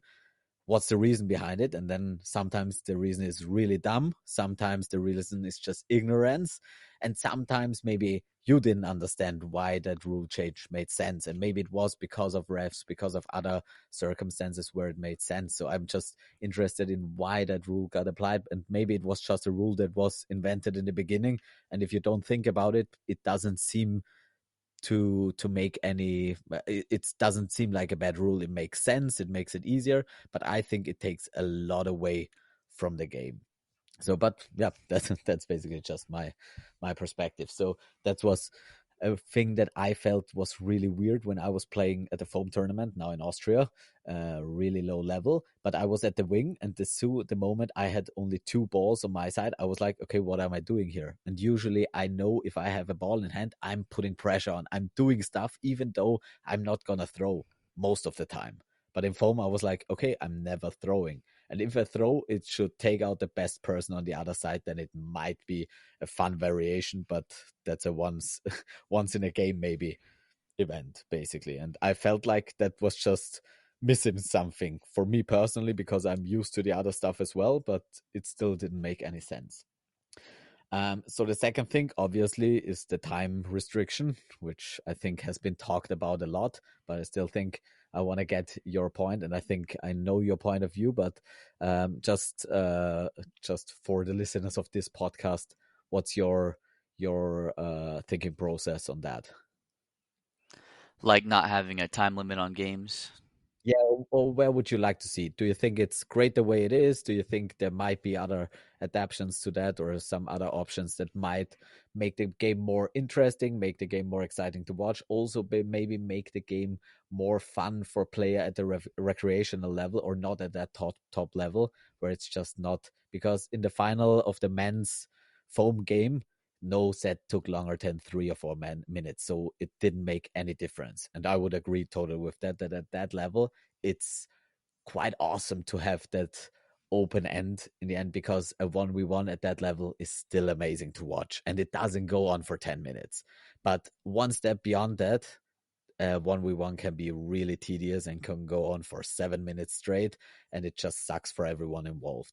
So I think there should be a balance where you can still allow for that top level 1v1 to go on. And I think hitting everyone out in foam is a really crucial part. I wouldn't take that away. I think in cloth, it's not that necessary because in foam, it's really who can who can make that better hit, who can make that better throw, who can have the better timing. And in cloth, I feel like it's more who's the better team, who can get their tactics right, who can manage all those different situations and time and everything as well. So I think in cloth, it's not crucial to hit everyone out. Although I think the the addition of an incentive to hit everyone out is completely fine by me. But I think in foam you still have to restrict it to something. And my opinion, coming from a very ignorant place again, is maybe a 4 or 5 minute limit and then going to no block because I personally think no block is amazing. I love it, and it also gives a little bit extra drama. And players who are just not able to throw through a block have a chance if they're really good at surviving, and you have to finish the game. But giving the better player endless time is just not a great thing in my opinion. Yeah, no, I 100% agree. I think that there needs to be changes. Um, I mean, let's just say they don't put a time limit on games. Like, you look at cloth where there's a lot of rules that are very ref discretion. Like, what if they were like, all right, we're adding a rule where if we're in like a 1v1 for more than a certain amount of throws, we're gonna take it to no block. Like this 1v1 is gonna go to no block. Obviously, that's ref discretion rules are very people don't like them because refs have more power. So if that's not an option, then obviously the next option would just be to go to time limit on games. Yeah. I don't even think that 5-4 like I think that's even too much. Like, yeah, are people going to be upset that like you're forced to play faster and the games are shorter? Yeah, but at the same time, like I don't know, I've just been playing for such a long time. I'm just like, who cares what players like really want? Like, because at the end of the day, like all that matters is like making this sport as watchable as possible. In my opinion, like that's why I play. Like I really want to get the sport to where like, my family can be like, "Man, I had so much fun watching that match," Not I fell asleep watching. So I think even like 3 minute, 3.5 minute games is totally fine. And it's going to change the meta of the game and change like how people play, and that would be super exciting as well. Like, I think foam has been in a very like I mean, the game's always adapting, but it's been very like I guess you could say stale for a few years, and like you just kind of know what to expect when it comes to watching foam, which is not really a good thing as far as entertaining. Like you don't really want to like just kind of know like okay they're gonna do this and we're gonna do this and they're gonna do this and we're gonna do this. Like you want to limit that to a certain extent to make things more exciting. So I think that having 3-minute games would go and then go to no block would be totally fine. But even then, like that, that all means nothing if like, the game 3 minutes is up and then it takes 20, 30, 40 seconds to, start the no block. And, even that takes a while. Like it needs to be like, all right, games stop, no block, now go. Like keep Yeah. it going. Like, um, but yeah, I think it would be way more entertaining. Uh, And I think for cloth too, like just the whole like not having to hit everybody out, like just kind of like is hard to watch as well at moments like where like a game starts and it's a 2v6 like with 2 minutes left. I've touched on it a little bit like where you just know uh, like they're not really gonna throw at them because they don't want to get caught, like they're just gonna like go 2 minutes and then the time's gonna go out. yeah, absolutely. I completely get that argument. I'm obviously here on the other side. And I think a cloth is at that level. I would say this level of not throwing at people is something Austria basically invented in 2019, where it hasn't been there before. Basically, every team was playing like England and they were playing till the end because they could, because they were just so much better than everyone else and they just crushed everyone from the start to finish. And then we came there and we're like, okay, we've tried to beat them. We can't beat them at their game. So we're going to see what the rules are and we're going to put them to our advantage. So we knew when you play against England and you are up 4 versus 1, you're still losing that game because you left their best player in and he's going to turn it. So we said, okay, as a team, we're going to adapt to that and just leave the last player in and not give him that chance. And suddenly we won everything because we just evolved those tactics to that next level. Then COVID came and everything was stationary for a few years. And then other teams adapted, like Northern Ireland adapted that as well and made it a little bit more aggressive than us and not as clinical, but also beat England with that style basically. And England didn't adapt because they didn't have to at this point. And now it came to a point where we are really good at that. And I'm obviously the coach and like I do the tactics and that safe play that comes from me basically because that is where the tactics are at the moment. But the thing is, I'm just mind blown that no one went a step further. And I personally, I'm not gonna give it away, but there are so many steps further than that. And I think it's not an end problem in cloth. I think it's a problem where we hit that level of tactics and skill at the moment. But the thing is, once a player, even if you are down 2 versus 6 players and you have 2 minutes left and players are not throwing at me anymore, then I have so much freedom and I'm just going to punish him. And it's my job to make them throw at me again. And if I just run up to the line and blast the first one in the head, and we're 2-5 and they're still not throwing at me and I do it to the net, then the third time they're going to throw at me. And that's the time where I go for the catch.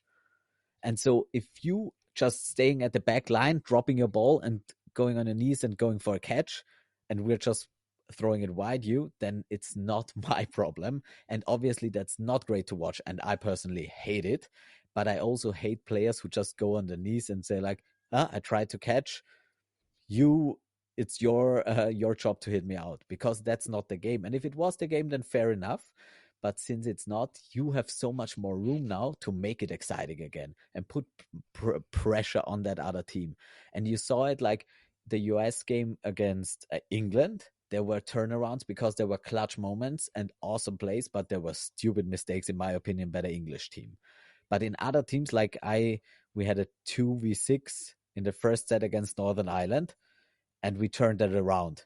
And there were only decisions that weren't great from the other side, in my opinion.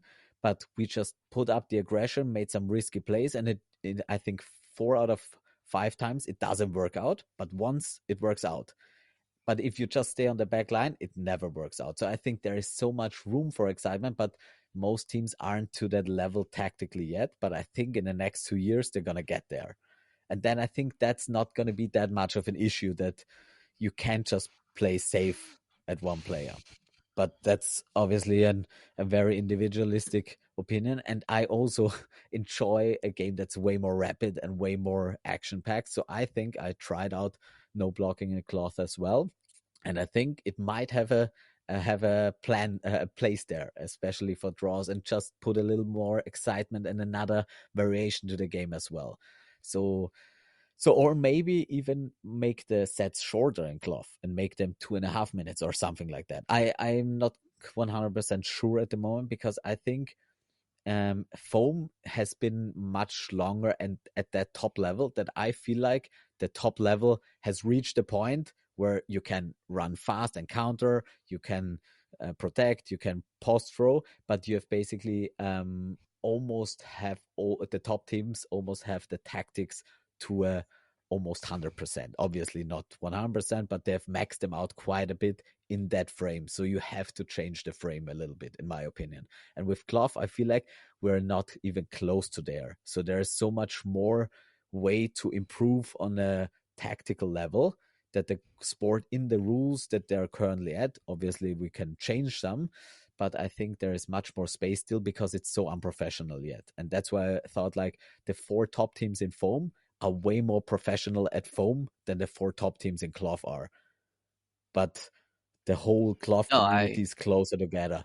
So I think it's a different problem, but I also get that the problem of a boring game with 2 minutes safe throws is something excruciating to watch. It's not yeah. fun to play.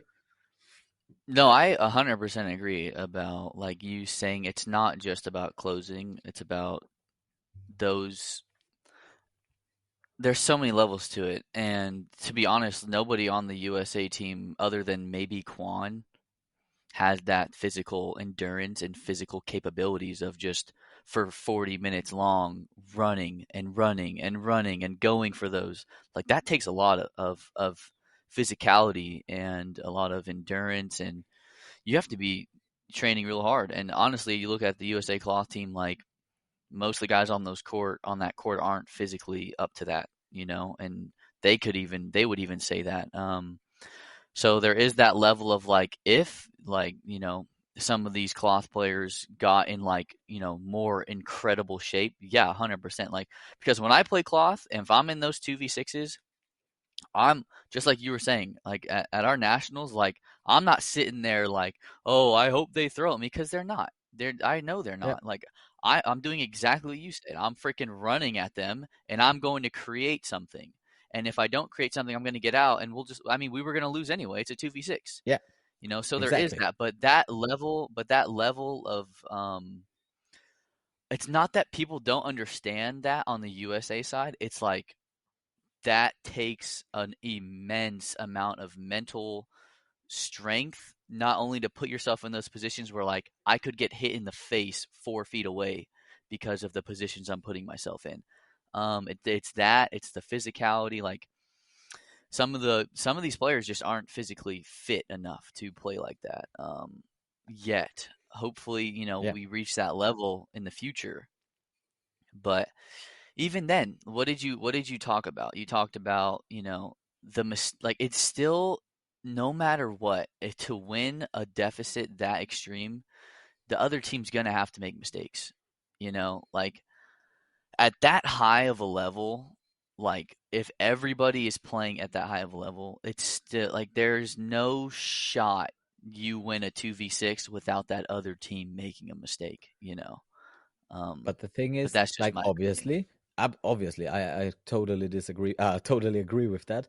But I think there are two options. There's making a mistake or making something that is a high certainty play, but you have so much skill and so much mental preparation for that situation where you're like, I'm putting myself in a situation where I'm gonna get shot at from 4 meters. I have no idea what that is in your in Yeah, feet or no, what else, but basically, that is my plan, because I know I'm not going to get shot by one single ball at my chest when I'm at the back line. That's not going to happen.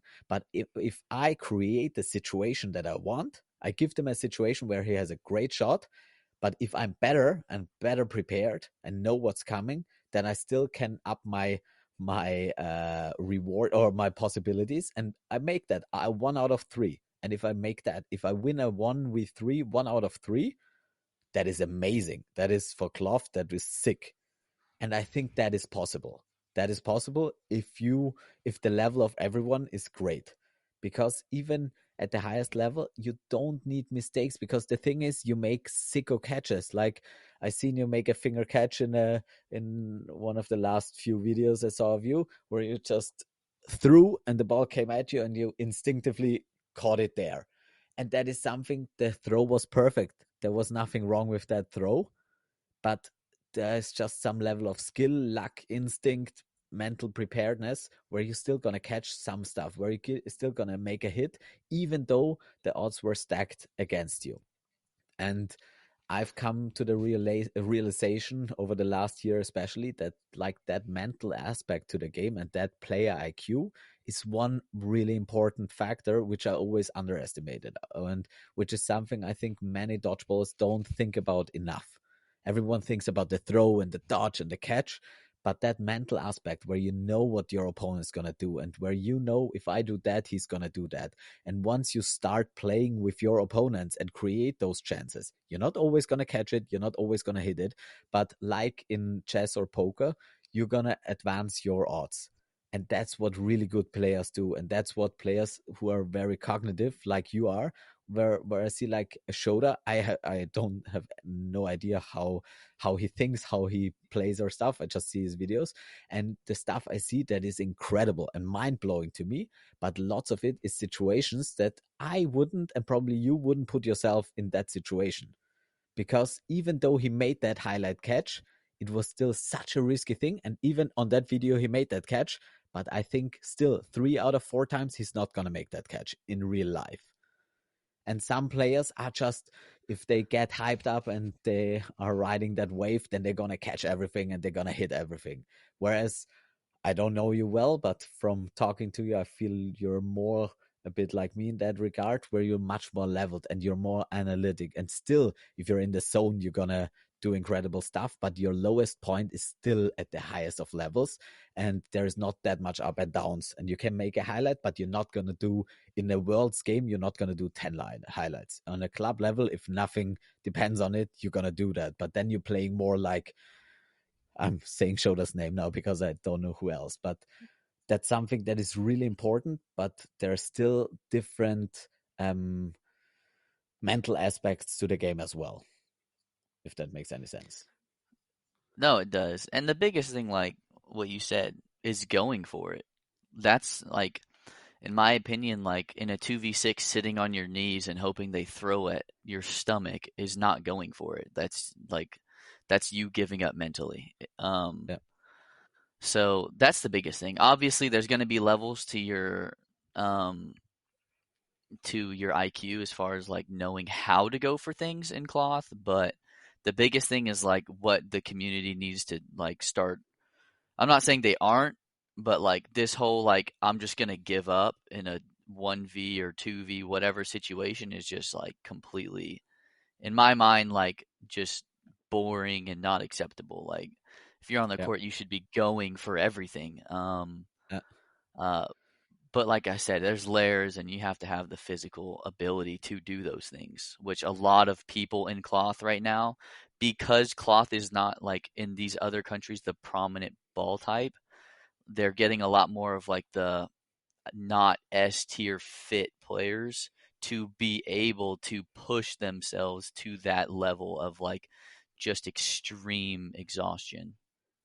yeah, yeah. And I feel that's the same like for foam, like in Europe at this point, whereas like there is, even if you would like to play foam at that level, you can't, because you're not playing against you on a regular basis. So the way and the level on which you improve is just regulated by your surroundings. So it takes a long time, and it basically takes those really great players and athletes to step to the other side and transfer their game and their skills to the other game, and then it will progress really fast. And I'm really excited to see what England will do at the next World Cup, because I think they're gonna be a whole different animal at that point, because they're gonna practice, they're gonna watch you, they're gonna play you, they go to tournaments, and they have a high level league now, which is not close to what you have, but they have different stuff and a very broad community. And so I think it's gonna be really interesting to see that, and then slowly it will progress in Europe as well, I believe. But yeah, I think that is still very awesome, and I think those two ball types really can teach each other a lot. Like I said, I think tactical wise and from the playing structure, foam could use a little cloth, and from an athletic skill, from a throwing skill, from hand-eye coordination and fastness and quickness, we can learn a lot from foam. And that is basically my takeaway, where I was like, those guys are 40 years old and still they're so much faster at tracking balls than me. So why can't I do that? And before I didn't even think about that this was a possibility. So I needed to be shown that level to progress to the next step and take my game to the next level. And so I think it's really interesting to see what the different types bring to each other. And I think like last weekend or the weekend before, Juan went and played with Shred for some little foam. And as I understand, he's a mostly cloth guy, and he did quite well. What I would say, what I saw. Yeah, no, he did. So I think the transferability from foam or cloth is pretty high at the top level, but not many people at the top level change their favorite game if they're not done with it or reached it all. So I think it's gonna take a time. But I think on that part, like the statement from Dylan that foam is the much harder ball type, is I think in parts it's absolutely true. On an individual basis and on the skill wise basis, 1v1, I would 100% agree that foam, the level of foam at the at the top level is higher. And I think there is no argument about it. I think on a team level, I personally think cloth is farther ahead, especially in a club tier. I think like the top teams like Malaysia and US and maybe Canada or Australia are at the same level basically. If they switch to cloth, they're going to be exactly at the same level if they train for half a year basically, because they bring everything they need to the table and they have some extra skills, but some stuff they're still missing. And I think it would be not the same the other way around, because you when you come from a cloth style to the foam style, the thing that makes you good as a cloth player is not as individually based. So you as an individual player, if you're not the best player on your cloth team, you're not going to transfer that well into foam.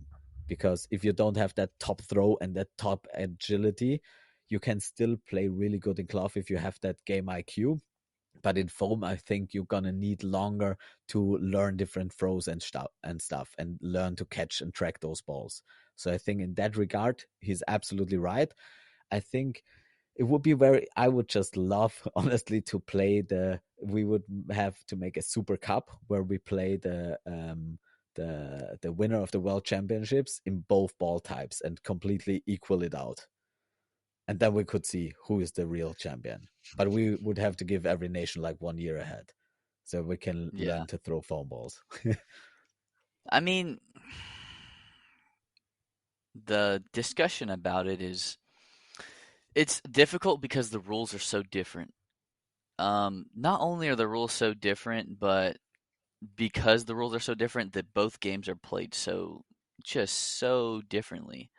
But as far as like you said, the skill wise, like foam obviously is gonna be like just a little bit or even, significantly more difficult because it's thrown way harder, it moves way more, and I mean, like let's for instance, like you said, you think Quan is more of a known as a cloth player than a foam player. He just prefers cloth. He doesn't like there is not a cloth scene in the United States. I'm not even like there's literally everyone still plays majority like 90% foam. uh, So that like what you see from Quan like doing good in that foam tournament isn't like necessarily because he's like a really good cloth player and it translates. It's just because I mean we just played 90% foam, and he had a great tournament. But I have also heard that he's been like like only grinding foam. But I just I've played both. And my club team won our national tournament for cloth and for foam And I don't know if you listened to the podcast that I had with Kim and the Rushdown podcast, but I literally didn't struggle at all in our national cloth tournament. And that's not like obviously, that level isn't what Worlds is. But it sounds ignorant and arrogant to say, but like I literally did not break a sweat in cloth. Uh, Just I because completely believe that. yeah, but it's But just because I literally, if I have a ball in cloth, the ability to survive is so much higher. And but that's the crazy thing about cloth is like if you play a really smart team and they just leave me in and hit everyone else, then I could lose. yeah, And that is what you're talking about as far as like strategic wise is when it comes to cloth. exactly. So I 100% agree with that. And I think if you transfer to cloth, you would play in our starting six. I after I think I give you 3 training sessions and you're caught up to the tactics, you're playing in our starting six. And I know I wouldn't play after 3 training session. I wouldn't play in your starting six. So that is something that I 100% agree. So on an individual basis, I totally agree, and the transfer is much easier.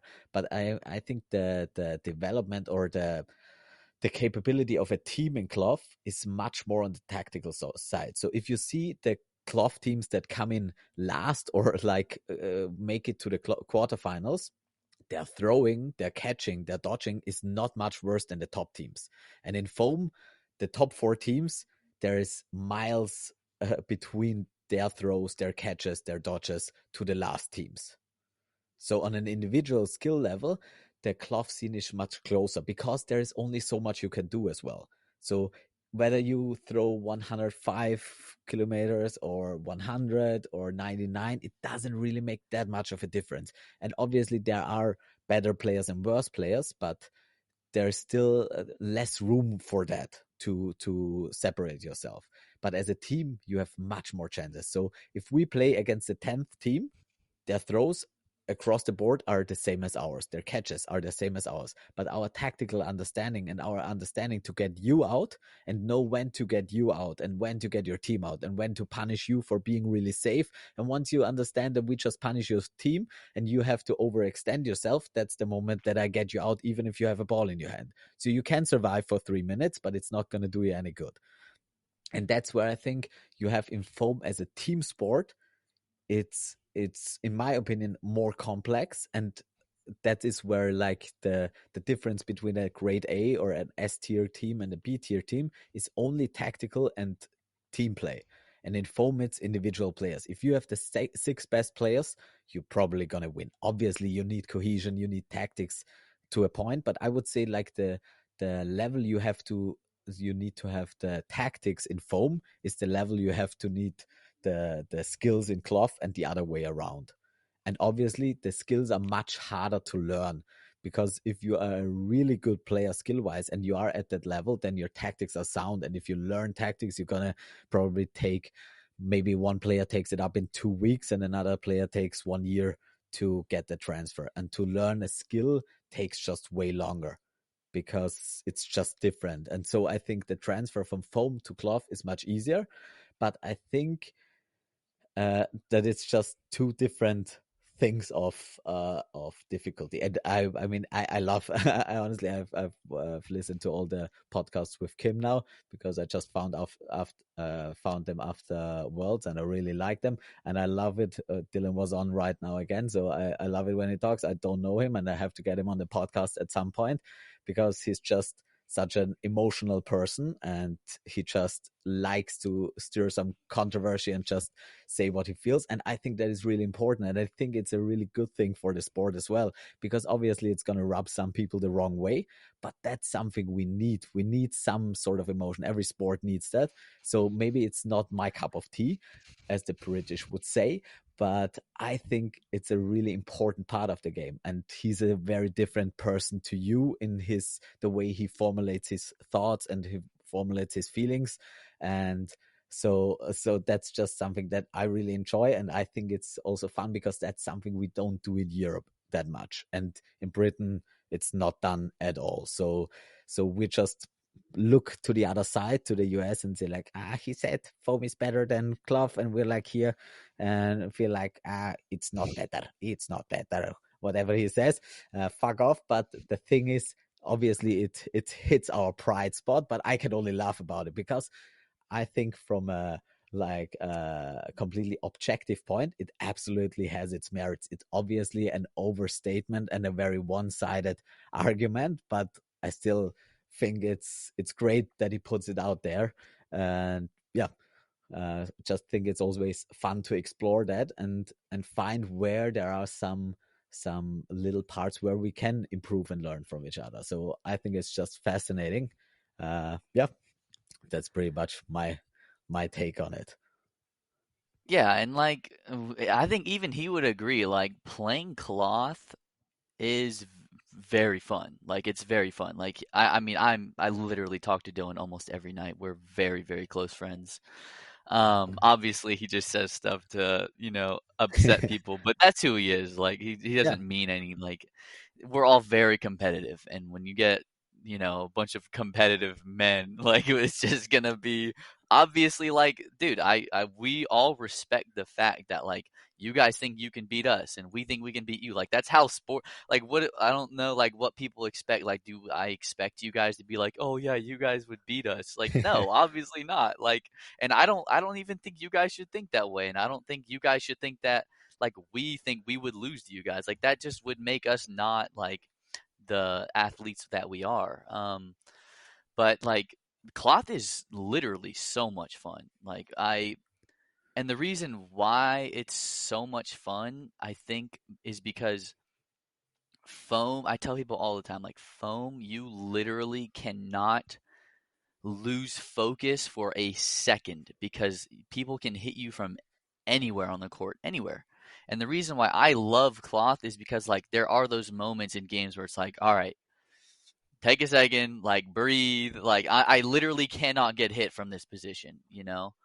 And the ability to just like you're closer to people and it's just a lot more entertaining and as far as like um and the time limit, I just think cloth is like honestly might be more entertaining. But as far as I think what Dylan and like what a lot of our foam guys say is just like difficulty wise, we think that foam is a lot harder to play. But that doesn't mean like that we don't love playing cloth. Like I personally love playing cloth because it just I don't it's not as stressful to me just because of like I don't have to worry about, that extra sixth ball or someone throwing a freaking absolutely disgusting foam ball at me that moves 12 feet in the air, but yeah, that's just our thoughts or my Yeah, thoughts, I absolutely. guess. So, like, I feel pretty much the same way coming from an Austrian perspective. When I play foam against Austrian people, I love it because I can just blast people from anywhere on the court. I can just throw at them if they have a block. If they don't have a block, it doesn't matter. I can just throw much harder and I can put a little bit of move on the ball, and that's enough for Austrian standards, where I can just, as a single individual, do much more than I can do in cloth. So I personally really like it. What I don't like is that people that are way worse than me, if they have just a really good throw that moves a little, and if they hit me in the right spot, I can sit a game for 7 minutes out on the bench and nothing happens. And then like mediocre players try to hit each other and they can't because they can't handle the ball, and that is really boring. So there's obviously very lots of facets to the whole thing. And I think, as I said before, if you play dodgeball and you love dodgeball, it doesn't matter which ball you have. If you start with one ball, you're gonna love it, and if you find another ball that suits your game and your style better, you're gonna love it more. But in the end, if I would have found foam before cloth, I would be a foam player. If I would stay with three ball dodgeball, I would play three ball dodgeball unless I find better alternatives. And I think five ball dodgeball is a great alternative, and I think six ball foam dodgeball is an awesome alternative. And I plan to play a lot more foam in the future and maybe get to play some international teams and stuff as well. But coming from a cloth perspective, there are just some things that I personally don't understand or like about the foam game as they are the other way around. And so I think that's just interesting. So on that point, uh, I have two more gripes with foam, which I want to get your perspective on. And the one thing is finger blocking. I mean, I know it's a big, huge theme, and my argument or my standpoint is I get why you make finger blocking like a hit, because it makes it much harder to block, and good blockers would survive really easy without it. And my counter argument wouldn't be on like the technical side. My counter argument is from a fair play and reffing side, where I feel like if you are a person who likes to do a little bit of unfair play, you get such a big advantage by just not recognizing that you finger blocked. That is just my opinion. And if you do that, you are really incentivized to do that because it gives you a big advantage. And it's basically, at least from my perspective, almost impossible to call at this point. So either you have refs who say, I think there was a finger block, and put people out, which is always a dangerous game because they're going to make wrong decisions as well. And that just destroys the game when you get put out for something that didn't happen. I think that is the worst thing in dodgeball, where refs overextend or feel they have the need to overextend. And I think fair play is the most important thing in dodgeball, but it's not easy for everyone to play fair. And if you incentivize people and give them a big advantage for not playing fair and getting away with it, then I think it's just not a good rule. So I get it why it's technically great, but I think from all the other sides I just said, I think it's just a toxic rule basically. And so I would just love to hear your thoughts on that. Yeah, and this is a super complex issue. And the thing that I always tell people is like, um, I understand the like why people want to remove finger blocking, but like my mentality, like, dude, I've literally lost so many tournaments to cheaters. It's not even funny. It's not even funny. Like, and it's super frustrating. But you do get to a point where you play so much and you develop your skill so much to where, for instance, like, and even strategy, where, if my team is playing a team that we know cheats, or they have a specific individual that we know does not take outs, like, I'm not talking about finger outs, I'm talking about like you literally hit them in the leg and they say they blocked it, that kind of egregious, like, we know what we'll do, we'll hit everyone out. They'll be last in, and we will literally put every single ball on them, and to literally force them to go out. It's like you can literally out strategize cheaters to a certain extent. To a certain But so there's extent. that layer. So there's that layer, and then there's the layer of, I always tell people, cheaters are gonna cheat. Like, it literally doesn't. There are certain people where, like, you hit them in the fingers, they stand. You hit them in the face, they stand. You hit them in the arm, they stand. Like, there are players that literally will not go out until the ref calls them out. That's not everyone that finger blocks, but to be honest, like, it's like cheaters are gonna find ways to cheat, and I always have adapted that mentality. And there's another aspect to it of where every sport has dirty players. And I think it's a, like, as much as I don't like it, I also like the aspect of like people not respecting somebody because they know that if they win, they don't win honorably. I love that. I love that because just like in other sports where you have dirty players who elbow people, who literally try to break people's ankles or slide tackle in soccer, and literally ruin people's careers, that, like, do you have those players that people don't respect, but also cause a lot of, controversy and drama, which equals attention. Um, That is true. so there's a lot of layers to it, and you know, even in the United States, like, we have players that are really, really good, but people don't respect because they don't take outs, and I don't know. I've come to really appreciate that as a player of like, yeah, you might be good, but nobody respects you because you don't take outs. Um, and I honestly do really like that because I like knowing that like I'm respected or this person's respected because they take their outs. But yeah, that's just some of my like thoughts on it. Do I think that obviously it would be easier to ref if finger blocks weren't a thing? Yes, but I do think also that like it won't really affect people that cheat that much. Okay, let me counter that argument because I completely agree and I get that and I like the way you think about it. So I think that's a really good mentality to have. But I think taking it a step further, there are a few issues with that. Because first of all, you have the people that cheat. So you have cheaters who cheat finger blocking, and if you hit them in the face, they won't go out. But the thing is, getting hit in the face, nowadays you see that on camera. And there are lots of rules, like for the WDF there or the EDF for the European Federation, there are rules. If you cheat blatantly, you can get protested afterwards, and you get banned for the next year. And we had that case. That was my last podcast was with basically an offender, Tamash, and we had a really good talk about it. I think it's a really good episode. Maybe you want to listen to that at some point because I think it gets really into depth about that fair play point, where I see your point. But the thing is, once so we can detect blatant cheating, we can detect on cameras nowadays, and we can punish them. And that's what, like in football, where it's a lot about a lot of money, if someone tries to break someone's ankle, he's gonna get found out later, and then he's gonna be banned for the next 5 games, and he's gonna get a money punishment or something like that.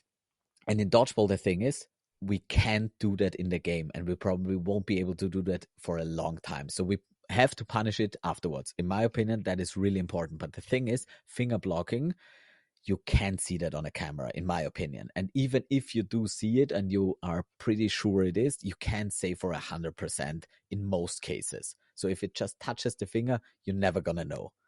And if it just touches the shirt, you're also not going to know. But so blatant cheaters, you're going to find out that way. But the other cheaters who aren't blatant cheaters, but who are maybe a little bit narcissistic or egocentric, and they're like, I felt that, but in this situation, it's really important. I'm going to stay in, and it's going to be really incentivizing and maybe winning me a set, a tournament, or stuff like that, which at this point isn't worth anything except for respect and stuff. So I get your point. If you lose the respect in your community, what is it worth? And I totally agree, and I love that side. But if it goes a few years from now and we play for money, and someone loses money or wins money because his finger blocks, then he's gonna do that. And the community maybe hates him for it, but he doesn't care because he says, "Oh, I won X amount of money" or stuff like that. And I think it's just a rule that you will never be able to enforce unless the technology is way, way beyond what we have today. So I think it's still something if you keep it out, and also the other way around where you're like, this team has cheaters, I don't respect them. And even if they don't cheat, you're not going to believe them. And if you think that they finger blocked, you were like, you're a cheater. And so once you have that image, you almost are incentivized to cheat, because why wouldn't you? Everyone else thinks you are a cheater, so I'm just going to cheat anyways, because what does it hurt me? And so you're basically not putting an environment where cheaters gonna be able to redeem themselves, and also where it's really enforced by the community that cheating is just in dodgeball. That kind of cheating destroys the game up to a certain level. And obviously, if you're way better, then you're just gonna put it in his face and say, "Get the fuck out of here." But if it's at the world level and someone pinky blocks, who's to say what? And it makes for so much controversy, which can be a good thing, but it's also a really toxic thing in the level of growth we are at the moment, I feel like. And that is why I think it's not a net positive in this at this point, at least. Yeah, and there's two ways of looking at it. There's my mentality and there's what makes more sense for the community. Obviously I touched on like, my mentality.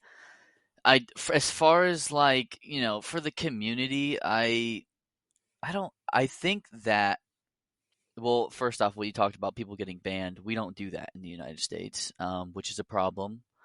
And even at a world's level, I think it should Yeah, happen at a world's level yeah. too. Like straight up, It like there it is some will be footage the that comes next time. out.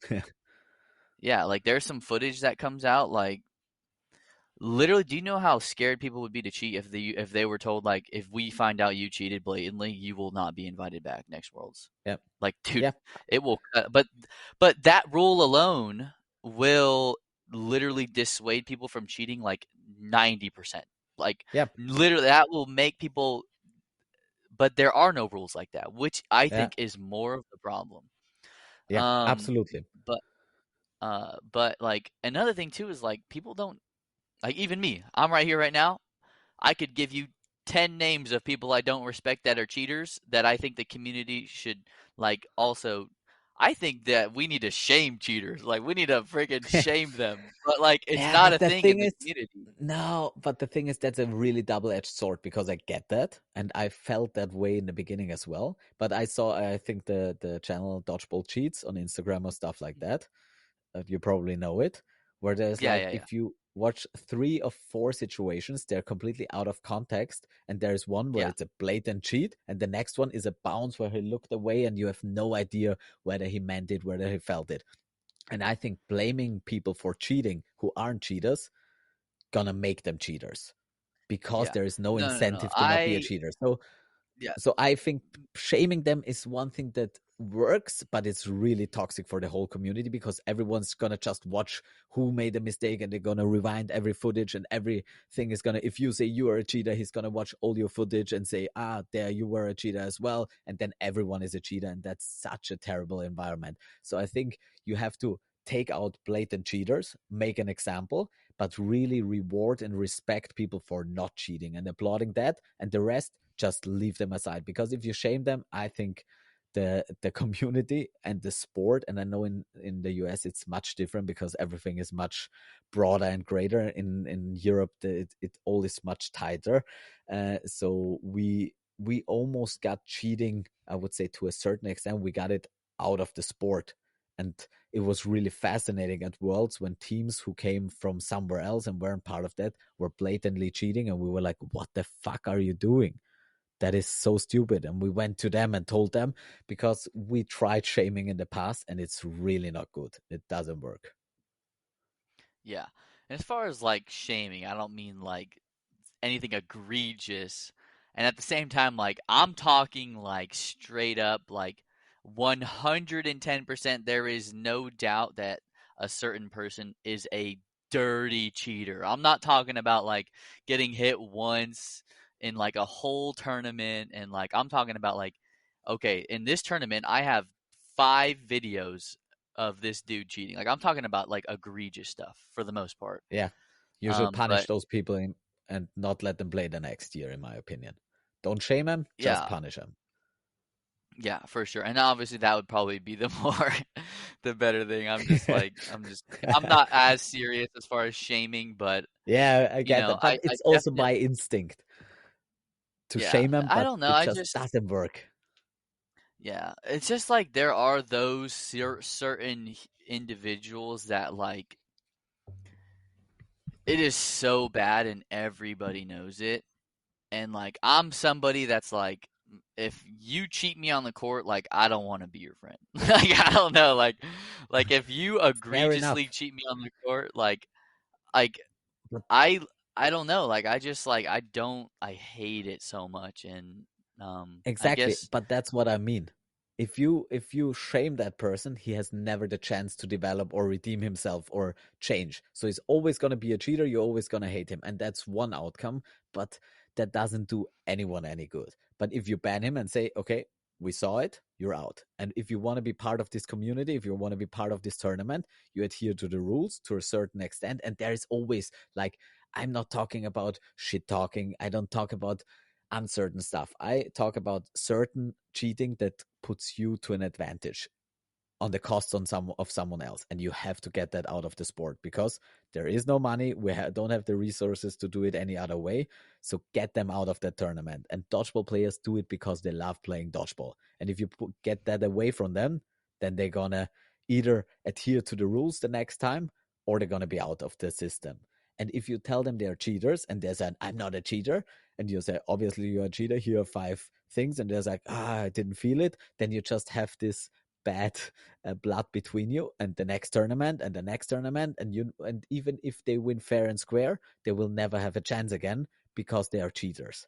And so that's just Yeah. another way to move forward.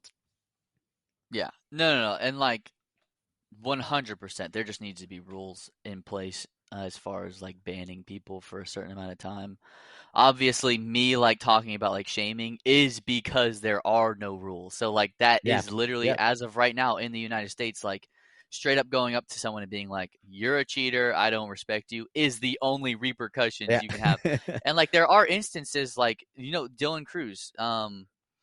He is someone who literally joined the sport years and years and years ago and literally didn't realize that like there was an honor system.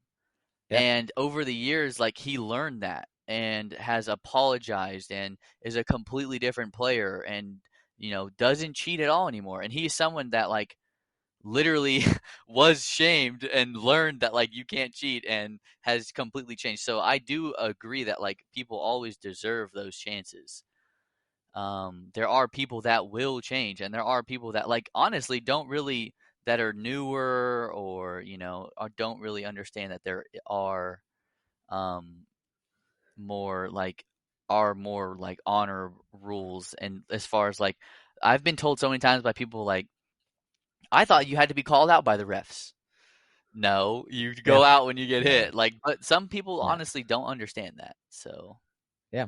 But yeah, I had two podcasts about that topic specifically because I feel like it's very important for dodgeball. It doesn't matter whether it's cloth or foam. But Elijah, it's 6 o'clock in the evening here, and my kids have to go to bed now. And I think I would really love to continue this another day because I think we can go on for a few more hours about other topics. Maybe we get Dylan on the next time as well. That would be fun. But it was an absolute pleasure to get to know you and meet you. Maybe we at some point get to play each other, whether it's in cloth or foam, maybe opposite or together. But yeah, I really enjoyed that conversation. Glad we got to do yeah, that. thank you, thank you for having me on. I enjoyed it too. And I honestly could talk dodgeball forever. So, We'll if continue. you ever want to have me We'll back, I'd be happy to.